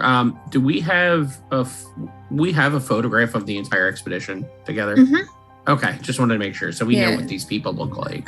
Yeah, if you open images, you should see some of the shared documents. Cool. Okay. I've been trying to click through as many things as I can. It's a lot. Like, because all of the stuff it doesn't go up in order where we are, like in number. And so trying to find the different chunks of the expedition. Yeah. I just wanted to make sure we had that somewhere. Mm-hmm. Excellent. All right. So while you are having this conversation with Erica in the library, you are being shown the library by Mr. Bradley Gray. And so in the library, you see there's a lot of easy chairs and tables and reading lamps. There's a really nice elaborate fireplace and a billiards table. And so just sort of reviewing the library as Gray shows off the library, there are leather-bound first editions of Dickens, Bulwer Lytton, Mrs. Radcliffe, Francis Parkman, Ralph Waldo Emerson, and so there is a big a section of reference works in French, and then there is a substantial part of the library is on the occult. It is all traditional manuscripts. But one of the things that you see is the book that, let me see. It is called People of the Monolith, which is the book that Rip notices, like, oh, hey, people are going to pay a lot of money for that. And that would be in the occult section. I will disinterestedly thumb through some of the titles until I get to that one, and then I'll just be like, oh, that's an interesting title. I'll pull it out and take a look. Okay. Like, oh, yes, that was one of Roger's more unique purchases. He also read, what was it called? Narcotic something. Anyway, Miss Carlisle has ordered that and several of the other books locked away because reading it only seemed to worsen Roger's condition. Locked away? What kind of person locks away books? Well, I mean, seeing as we're only here for this little day trip, could I get a look at that narcotic whatever? I mean, if it drove him crazy, it might help us with figuring out what happened. Give me another fast talk roll.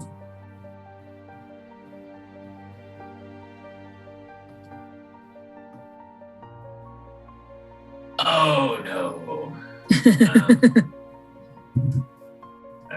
Not gonna, unless I can push it for somehow, do you think? Yeah, you can try pushing it. So I'll start to say it and I'll stumble over my words and, do that whole I'm sorry. I just had, I'm so dumbfounded by all this stuff. So, and one thing I will give you is that she did mention that some of them were for sale. And so you can push by offering to buy some of the manuscripts. Okay. So I'll, I'm sorry, I'm just dumbfounded by all of the words and content we have in this room. But I mean, perhaps as, she mentioned, these books might be up for grabs if we have the right dough. But perhaps we could take a look at it and see if we're interested in buying it. All right, go ahead and give me that pushed roll. slightly better, but worse. But you know what? I really want to get to that book, so I'll spend 19. Okay, you're gonna spend 19 luck. It puts me at 42. All right. So yes, you're feeling like he's just having a real good day. He's like, oh, I'm sure there's no harm in it. So what you see happen is he pulls out a really big collection of the collected works of Edgar Allan Poe. And it's weird, it looks very out of place. But he pulls it out, and so behind that, he will push a button. And when he pushes the button, the entire bookshelf slides a few feet to the side, revealing a big iron safe. And both of you can easily recognize this safe is not fucking around. And so he'll spin the little cylinder and open the safe, and will bring out 3 other books. And so one of them is almost like loose paper in a leather folio. And says, well, this is what Roger would read all the time. It is called Narcotic Manuscripts. And then this is something in French, I'm sorry. But you see embossed on the title is called Selections de Livres d'Yvonne. And then this diary, I have no idea what, it's by one Montgomery Crompton, who traveled to Egypt, and let's just say the desert sun did not do good things for his mind.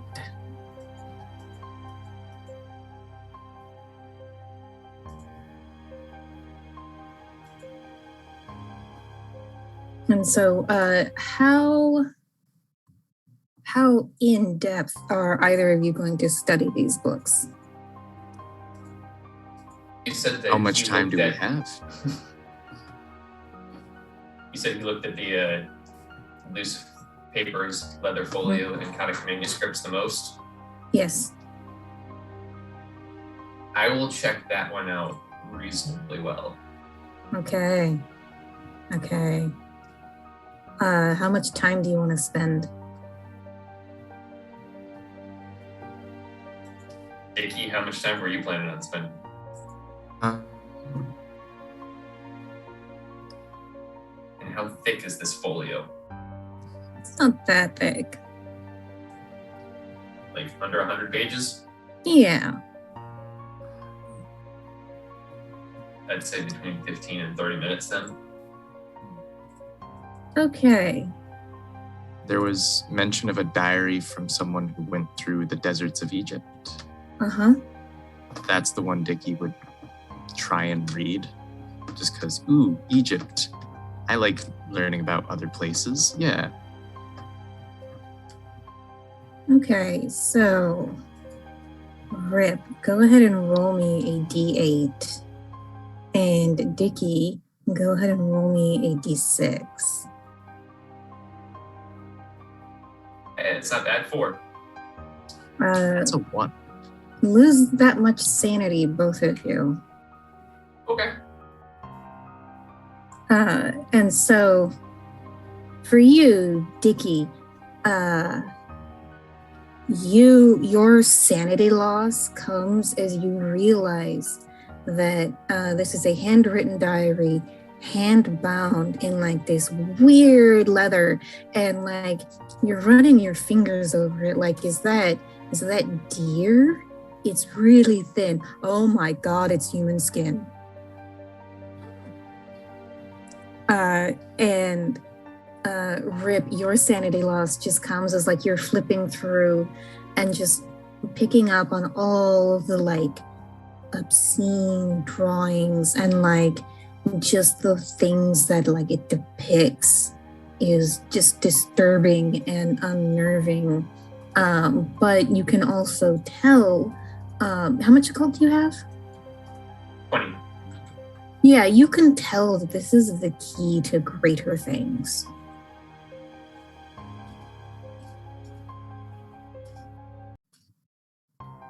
Okay. And so as you are reading, Bradley Gray will say, like, I'm sure Miss Carlisle will give you a very fair price for these. I know she would like to see them gone. They have no happy memories for her. That is fairly obvious, considering that they had to deal with the departure of her dear brother.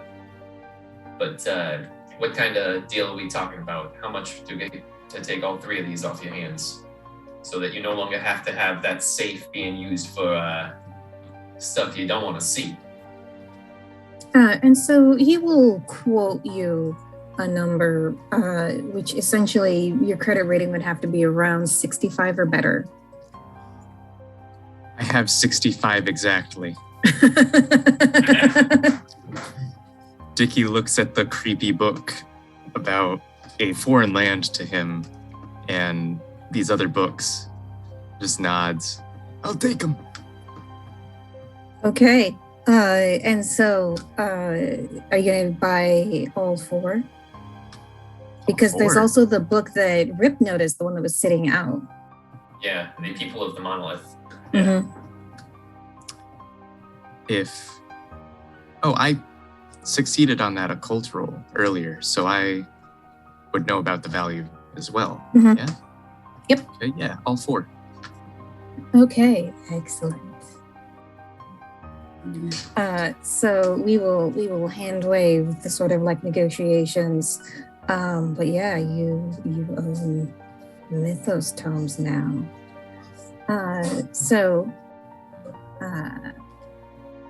Rip,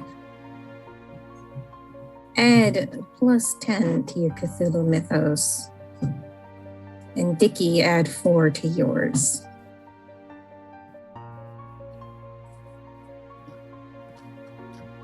I now know what it's going to be doing on the boat.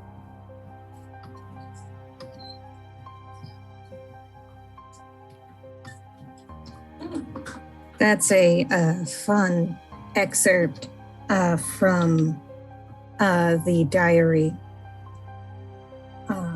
which, and so I just shared a document with you, which describes a secret sanctum that Crompton found himself in.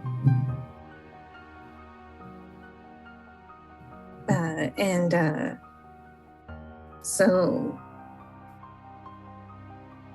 the value of this diary will slowly make itself known.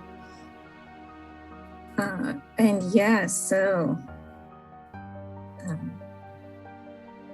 this will be fun, especially as you read the other books. All right. Insanity. So, a couple hours later, a slightly shaken Dickie and Rip meet back up with Alex and Cliff. And so is there anything else you would like to do before Erica Carlisle essentially sees you off?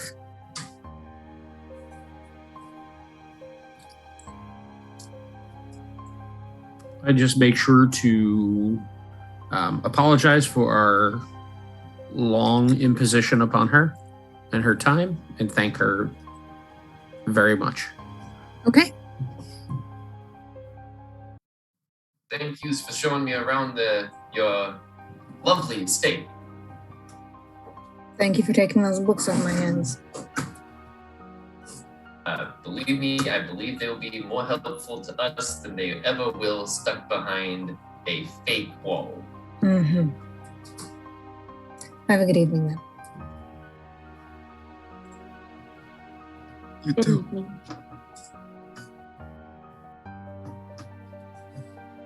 Okay, so we will fast forward you back to your current safe house.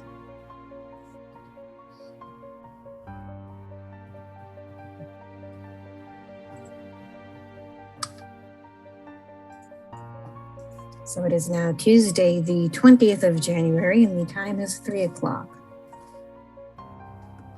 You have 4 days until the new moon.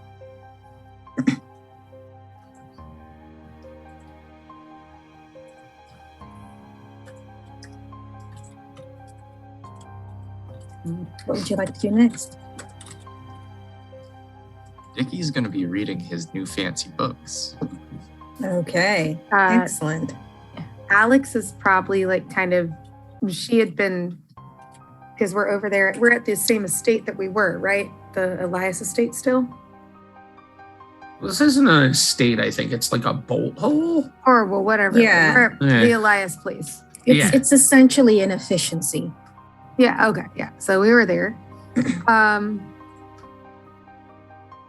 yeah, so based on like the notes and stuff, and Alex would definitely get curious seeing just how into the book Mr. Schwarm is, and it's just like, what's it say?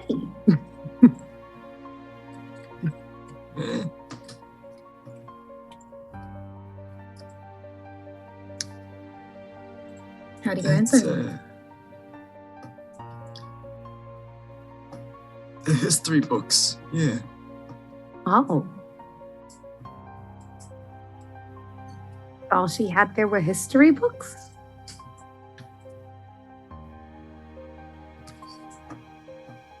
Yeah. And Dickie's kind of walking this fine line of, I don't want to lie to a kid, but a kid should not be reading these things, especially the one bound in human skin. It's this thing. The history, that one's law. A lot of weird wording in these books. Might be hard to comprehend. Well, I struggle enough trying to read the papers, trying to at least get the headlines off of them, though. I don't know. Is it helping us trying to figure out what Mr. Carlisle was up to? It will. I'm sure of it. Well, go ahead. Sorry. I don't know about. I think Mr. Schwarm will be okay, but Rip, Alex, we're probably going to need to go shopping for our ocean voyage. Clothes. Have I ever told you that you do a whole lot of shopping, Mr. Reynolds? Well, it's important to keep up appearances. On a boat? Especially on a ship. It's not a boat, it's a ship. It floats on water and carries people. I thought those were boats. Well, there's a difference. A boat's like something you'll paddle around in a lake, maybe on a river. A ship is something that travels across the ocean. So people dress fancy on these things. At least the people we're going to be hobnobbing with. What about some knobs? Hobnobbing. Okay. Hanging out with. Oh, okay. I didn't know. I was like, listen, I know what happens on some of these streets, and I am not very interested in anything involving knobs, sir.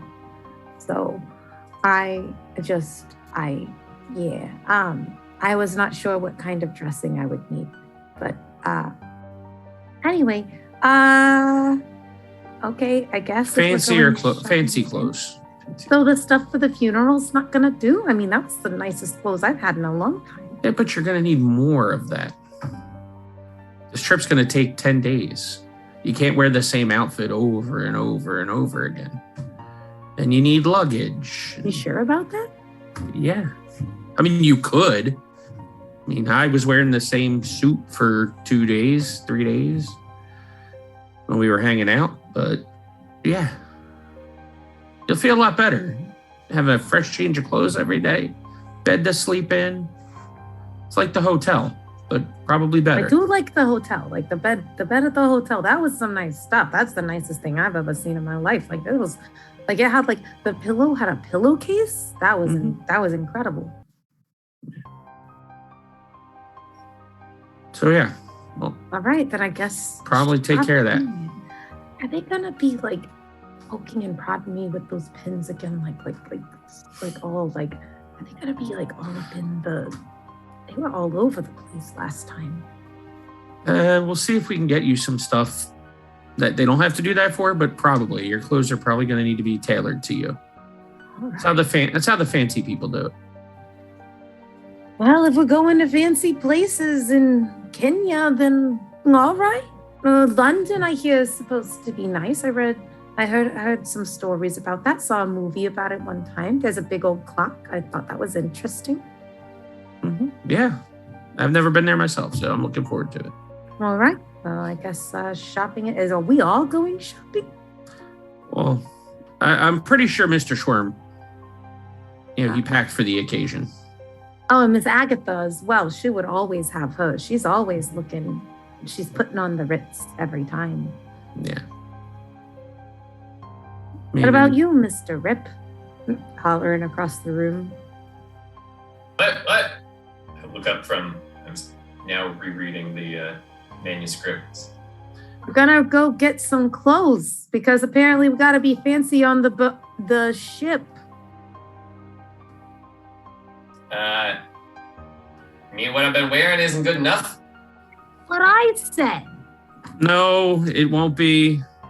Sorry. I got a nice suit coat jacket. Isn't that good enough for you? Listen, I could get the funeral clothes, but apparently, listen. I suppose if we're gonna do this, it's like if we want to blend in, we're gonna need to look the part. Blend in? What kind of blending in are we doing? We're on a boat. The ship. Same difference. It is not the same. So everybody who wants new clothes, courtesy of Cliff, you get some nice new clothes. Is there like anything in specific that you want to make sure you have? Otherwise, I'm just gonna sort of assume like you've got some boots, you've got underthings, you've got a reasonably well-made coat. I want to make sure everybody has first-class attire, Mm-hmm. at least, and tuxes for dinner for the gentleman, and for Alex, what she wants. I'll wear a dress. A dress, or like a sharp business suit, like Miss Erica Carlisle had on. Mm-hmm. Like something for the high fancy crowd. Okay, excellent. So just go ahead and note you've got some fancy first class clothes in your inventory.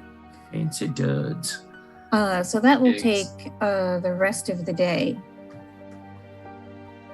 Is there anything you would like to accomplish in the evening? Or essentially, from this point on, how are you spending your time between now and the 24th when it is the new moon? Cliff is planning to just spend it laying low here at the Bolt Hole, reading some books, reviewing the notes, since we're going to be going over to England now, kind of looking at what the expedition did travel-wise. That's kind of what he's doing, spending his time. Okay. Yeah. So going over the notes, again, it was widely reported in the New York and London papers, in part because, Roger Carlisle had been a socialite up till now. So he was known essentially for throwing fancy parties, and so him becoming or deciding he wanted to become an explorer, all right, kind of a personality change, but more things to report on in the society pages. And then so you should have a whole bunch of images shared with you, just detailing everything. Oh, the other thing is, if I can, since I am an explorer, and even though my friend was the one that had more of the archaeology information. I want to, reach out, mail some contacts in Egypt because I know the expedition went there. Just to follow up on and see if I can get, just set it up for ahead of time that should we travel to Egypt, that I may be coming, with my group and to expect us. Okay, go ahead and make a note of that because I don't know if I'm going to remember. Okay. How about the rest of yous? I'm probably checking in with my newsies every now and then, just kind of poking my page, like poking myself down that way, like seeing if they've gotten anything new to report. I'm particularly interested to see if, because those winos disappeared after the fire, right? There were no bodies discovered in the fire. None that were reported in the newspaper. I probably would have given them a little bit of a description of the winos that I had seen, just to see if the likes of those had made their way back there. Because I think Alex, especially after getting sliced up the way that she did, kind of is hoping that if they made it out of that fire, that they're going to be down in there in case she decides to catch that other place on fire too. Like she's feeling a little bit bitter about it. Yes, as far as you can tell, they haven't popped up again. She says under her breath, kind of hoping for more vengeance. Well, that means that they got in the first place. So. All right. So as you are like moving out and about in this city, go ahead and give me a stealth roll. Oh, God bless America.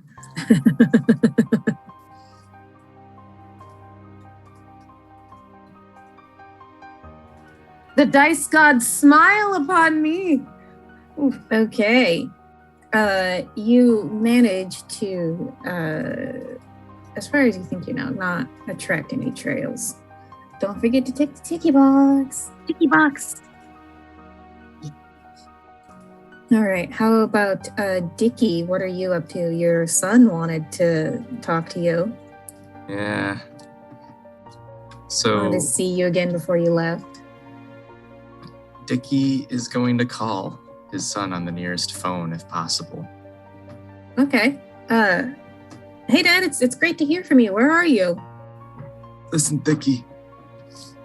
No, I'm Dickie. Wait, no, I'm not. No, this isn't a good start to the conversation. Oh, no. Listen, Dennis. I heard what you were saying on the phone when I left earlier. When I was leaving. I mean, what exactly did you hear, Dad? You called my doctor. I mean, we love you, Dad, and we're just worried, okay? You can be worried all you want, son, but you have to believe me. I mean, Dad, like, let's just think about this for a minute. You're going to England to chase cults? And other places. Why? To avenge a friend, son. Dad, this isn't normal. You're right. It's not normal. Look, just But it has to be done. Come by the house.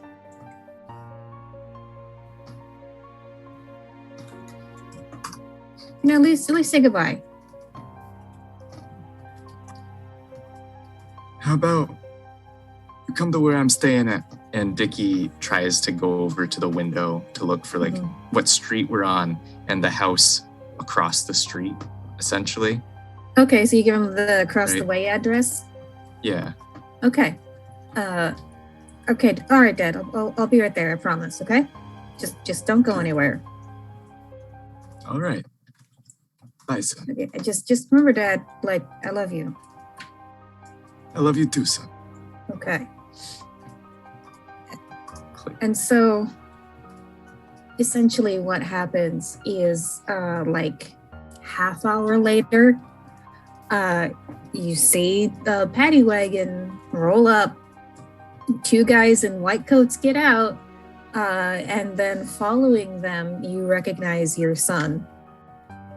And so they walk up to the door.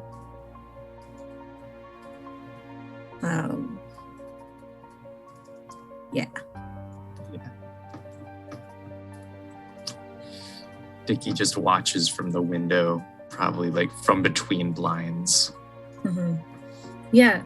Essentially, what happens is they go inside the building, which is another tenement.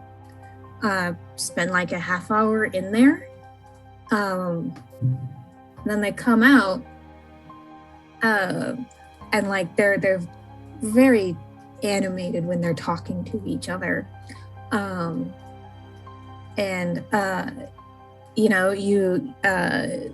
2 guys in the white coats look kind of upset, and it looks like your son is trying to persuade them of something. And he succeeds. And so they then go into the next house, the next tenement building.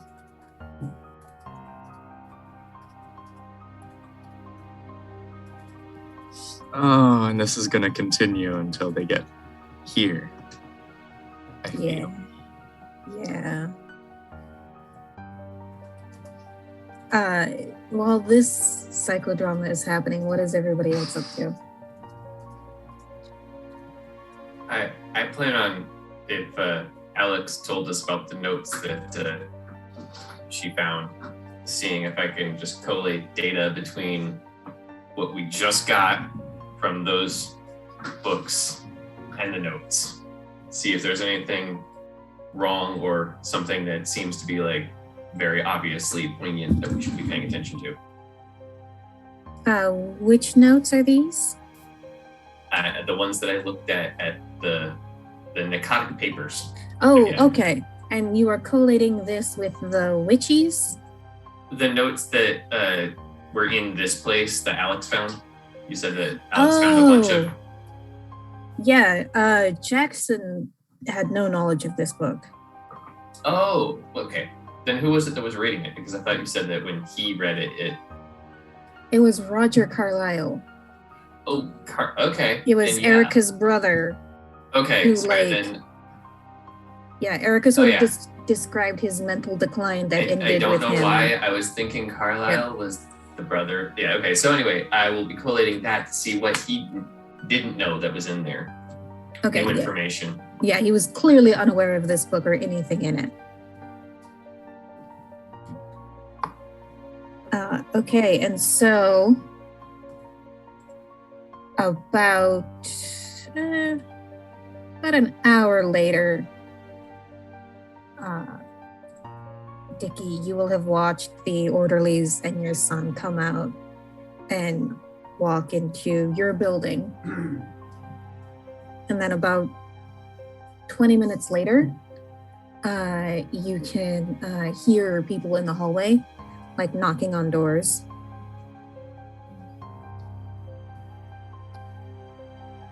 Are we back from shopping? Oh no, this isn't the shopping day. Here. Yeah, this is the evening before the shopping day. All right. And Dickie hobbles out away from the window. Okay. I have an announcement. My son is coming here for dinner. Oh, that's very nice of you to bring your sons over here so that we can meet. I told him what I was doing, going to London, and he didn't take it well. Now he is... What's wrong with you going to London? He did not believe me. Did you tell him why you was going to London? Of course I told him why. He's my son. Jesus H. Now the issue is that he's here with the paddy wagon outside. And of course he's here with the paddy wagon. You sound like you're nuts. All of you sound like you're nuts when you're telling the truth. Yet you're still here. There's a lot of money involved, if you haven't noticed. Plus, I've been here to know that you guys aren't nuts. which really helps this. It doesn't help that. So That's do when he we hears just- someone knocking at the door. So do we just tell him you're not here? All right. Here. Here's what you do. You hide. Movement 2 rate going towards I've the got closet. you, Mr. Schwarm. We'll Okay. make this work. I would like to try to help Mr. Schwarm hide while Rip goes and does his thing at the door. All right. So, Dickie, go ahead and give me a stealth roll. Nope. I will also Yes. stand behind the door Uh-huh. just to be there to like help force it closed should they try to break in for some reason. All right. Yeah, so you open the door and you see this youngish looking man who, you see a lot of Dickie in his face. And so flanked by two orderlies. What? He's your son. Your wife's honest. A little Dicky in his face. A lot of There's Dicky in his there's a lot of face. Dicky A lot. in his There's a face. lot I was of okay. Dicky I was in his okay till face. till Key lost it. And then I just named the character, so I take no responsibility for the phrasing. Yeah. Could have said Richard. Anyway. Continue. So, he's like, hi, I'm really sorry to bother you. My father's gone missing. I don't suppose you've seen him, and he gives you his name is Richard Schwarm. He sometimes goes by Dickie. This is what he looks like. I don't suppose you've seen him. Wait, Dicky Schwarm? He was my lawyer a while back. Oh, wow. Have you seen him at all? Have you heard from him at all? Heard from him. I haven't seen him since he got me off on the charges. All right. Just on the off chance, I'm his son. So what did we ever settle on a name for your son? His name's Dennis. Dennis, right. Like, all right, my name's Dennis, and here's where I can be reached. My father, he's a great man. He's just not well. Oh, so he was wonderful. I'm really glad to hear that. His health has kind of taken a turn recently. He was healthy as a horse last time I saw him. I mean, granted, the horse wasn't exactly able to move quick, but he was healthy. Yeah. Just he's gone missing. We're really worried about him. And so if you hear from him at all, just please let me know. Oh, of course. I'm happy to help the son of man who helped my life turn around. I'm real happy to hear that. If you somehow do hear from him, just let me know. We're worried about him. And just for him to please come home. Thanks again. I'm so sorry to bother you. It's no problem. Anytime. And so they wish you a good evening, and move on to the next house, where it's like, hi, sorry to bother you. My dad's gone missing. Same spiel. Close the door and then give everybody the just don't let Dicky talk for a few minutes. Okay? All right. Okay.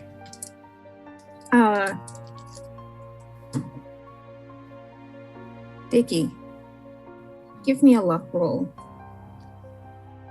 Oh boy.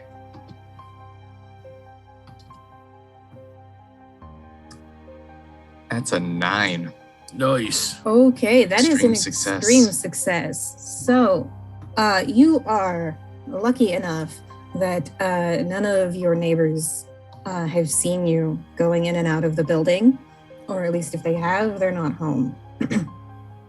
So, eventually, your son and the orderlies with him give up, and it's very late in the evening when you see them drive off. And there are a lot of ringing phones at the phone number where your son knows to contact you at, but you're not there.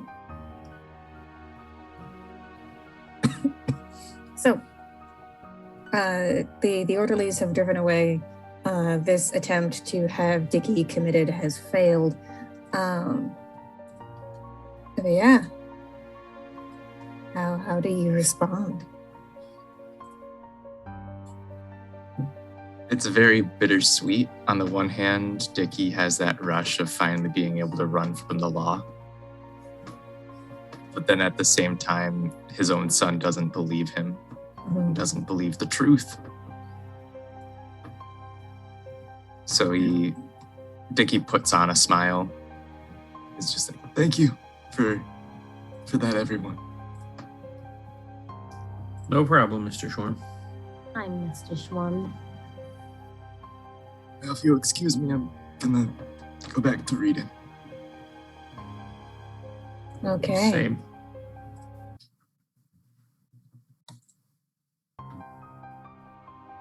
All right. So you all fall asleep. It dawns Wednesday now. And so,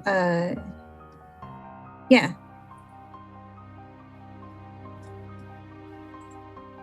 What prep work are you making for the oncoming new moon?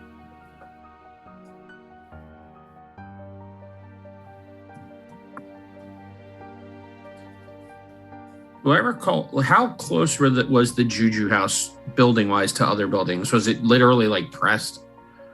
Yeah, it shared a wall with the abandoned pawn shop that you broke into. Brick. But I'm just trying to remember if that was it. So just like the abandoned pawn shop and just Juju that house? Yep. Okay. So if we do have to burn this building down, not that I'm going that route, rip, 2Ps, just, So there are living quarters above Right. the shop. It's got that thing going on. Yeah, that's what I'm like, I'm not going to commit arson if I'm going to end up killing a bunch of innocent people. You guys mentioned to me the hole in the wall between the buildings. Oh, yeah. That definitely would have come up.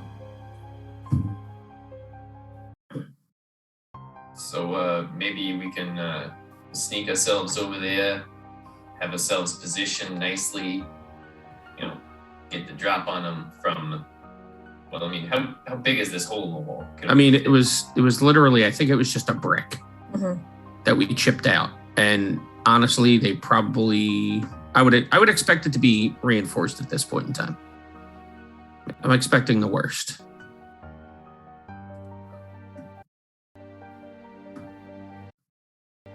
Again, my thought is if we're going there, we're going in there to, cause a ruckus. Maybe we can get some billy clubs or something like that. Some bludgeoning weapons so we don't have to kill anyone. Just looks down at himself and says, I don't know about you, Mr. Cliff, but I'm not exactly the type for beating somebody over the head. I'm more for running away and shooting.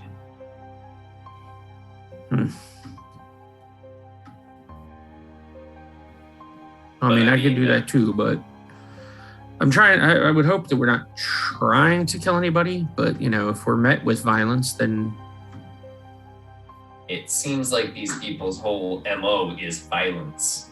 Violence and lying about it. True. Although whomever they are very much innocent. True. Well, perhaps we should be there in advance. Maybe they will be taking the people the day of. We can stop them before they get into the building itself. Yeah, go ahead and give me an intelligence or an idea roll, please, Rip. That's an 8. Damn. See, the dice fire. like you. The dice really like you tonight. No, see. Yeah. My digital dice always roll low. I said it. That's why these games are great. All right. Well, as you sort of talk, it occurs to you like, oh, if we go there the actual night of the new moon, that's when all the cultists will be there.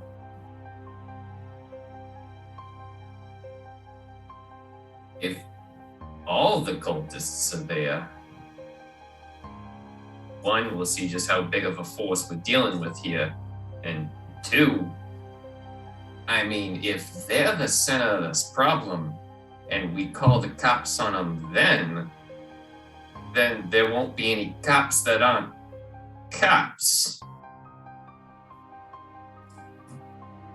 And also, if you pick a fight, it will probably go badly. Yes. But if none of the cops aren't cops, that might be very helpful to us to be able to, call the cops on them. You're thinking that some of the police are actually cultists. I mean, wouldn't you? I mean, 1,000%. You've been having so much of an issue with just Harlem Precinct. Well, it could just be bribes. Isn't that the reason why you guys was being transported from where the quote-unquote murder was of that officer all the way to Harlem? I mean, we know that the lieutenant there is corrupt. We know he's on the take. He seems to be working. All evidence suggests he's working with the cultists. So you got a minimum of one, but that means there might be, who knows? I mean, you're right. I mean, I'm not saying but you're wrong. If they're all going to be there on the night of the full moon, then whomever we speak to, if we create a big enough reason, a scene for the cops to show up, then they're all not going to be on the take. I mean, it's a solid theory. We could definitely. I mean, I'm not against calling the police and seeing what happens if they show up or not. I don't think that all of the corrupt cops are cultists. I think, a lot of them might just be on the take. But maybe, but I mean, quite a possibility. I mean, you're correct. The possibility that they are involved in the cult is good. And I mean, we can just call every precinct just to see if they can send everyone. I mean, who knows? I mean, what can we say? We found some murderers. We've caught some bodies. They're sitting in Juju House. I mean, I'm sure they'd send at least a couple squads over. Yeah, I mean, I think I'll reach out to Lieutenant Poole as well. I think that's a smart idea. Okay. But yeah, we can definitely call the Harlem police. All right. Excellent. And so are you going to do any sort of recon or prep work or just show up day of? I still don't want... Cliff, I don't want to tip him off. Mm-hmm. I'd go in early, is what I say to the group. They know who we are. They know our faces down there. At least Mr. Shorm's mine and Alex's. I mean, I can do a quick walkthrough, I suppose, see what's up. As long as it's in the daytime, I don't have to worry too much about, nobody seems to know who I am yet. Okay. Excellent. We will be able to run that next week because sadly, friends, we have reached the end of our time together tonight. But information was gathered, books were bought, elder gods were summoned, and don't worry, Spank My Betty, they're still going to be on the Titanic. And now I have extra time to plan exactly what that means. Oh my gosh.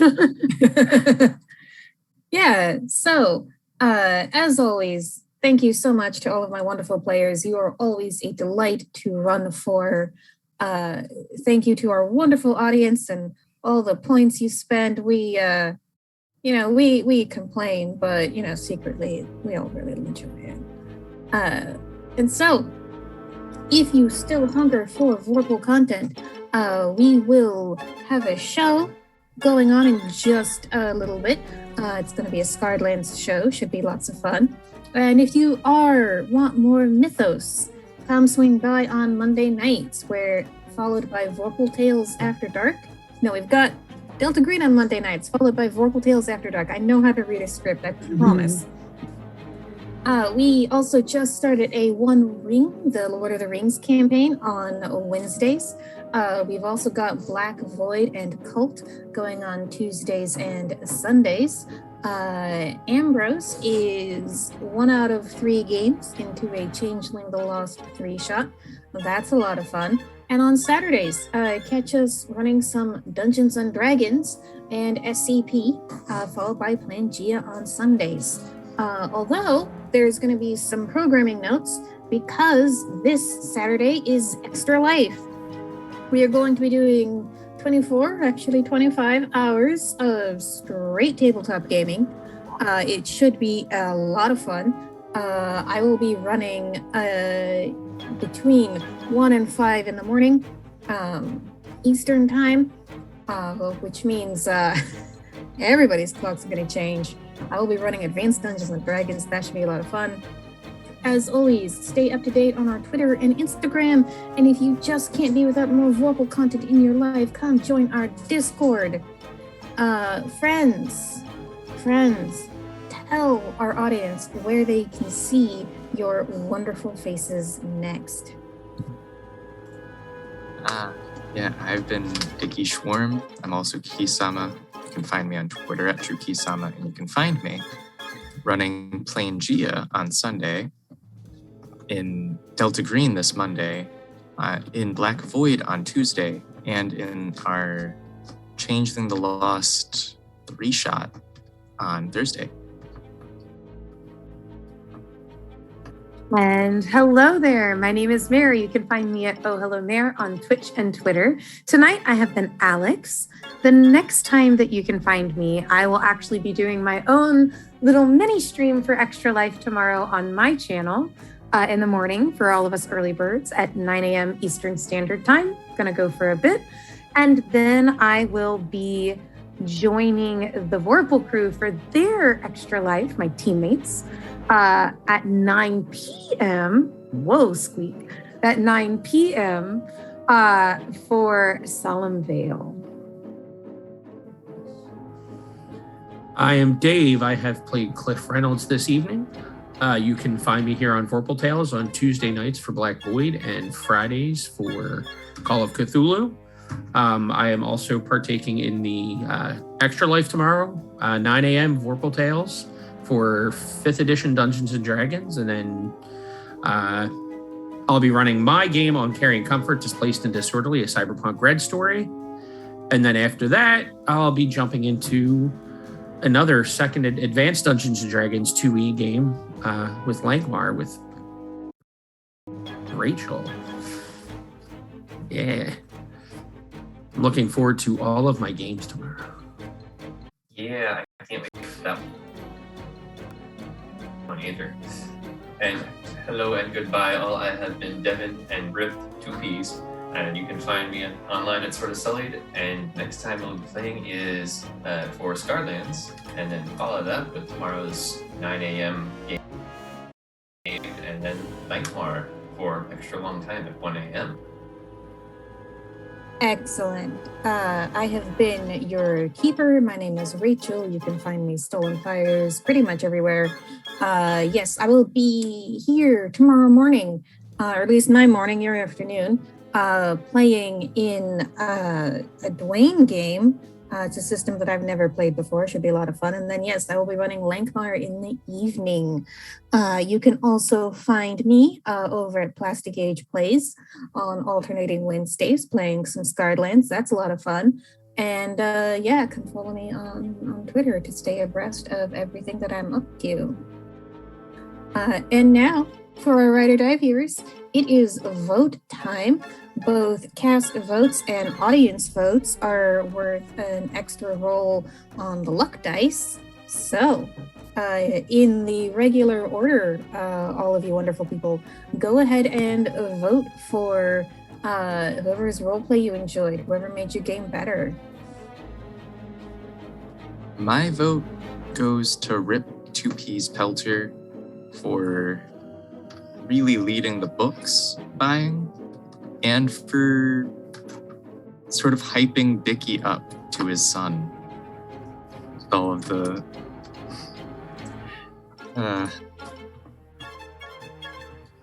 just everything. You saved my life. Yeah.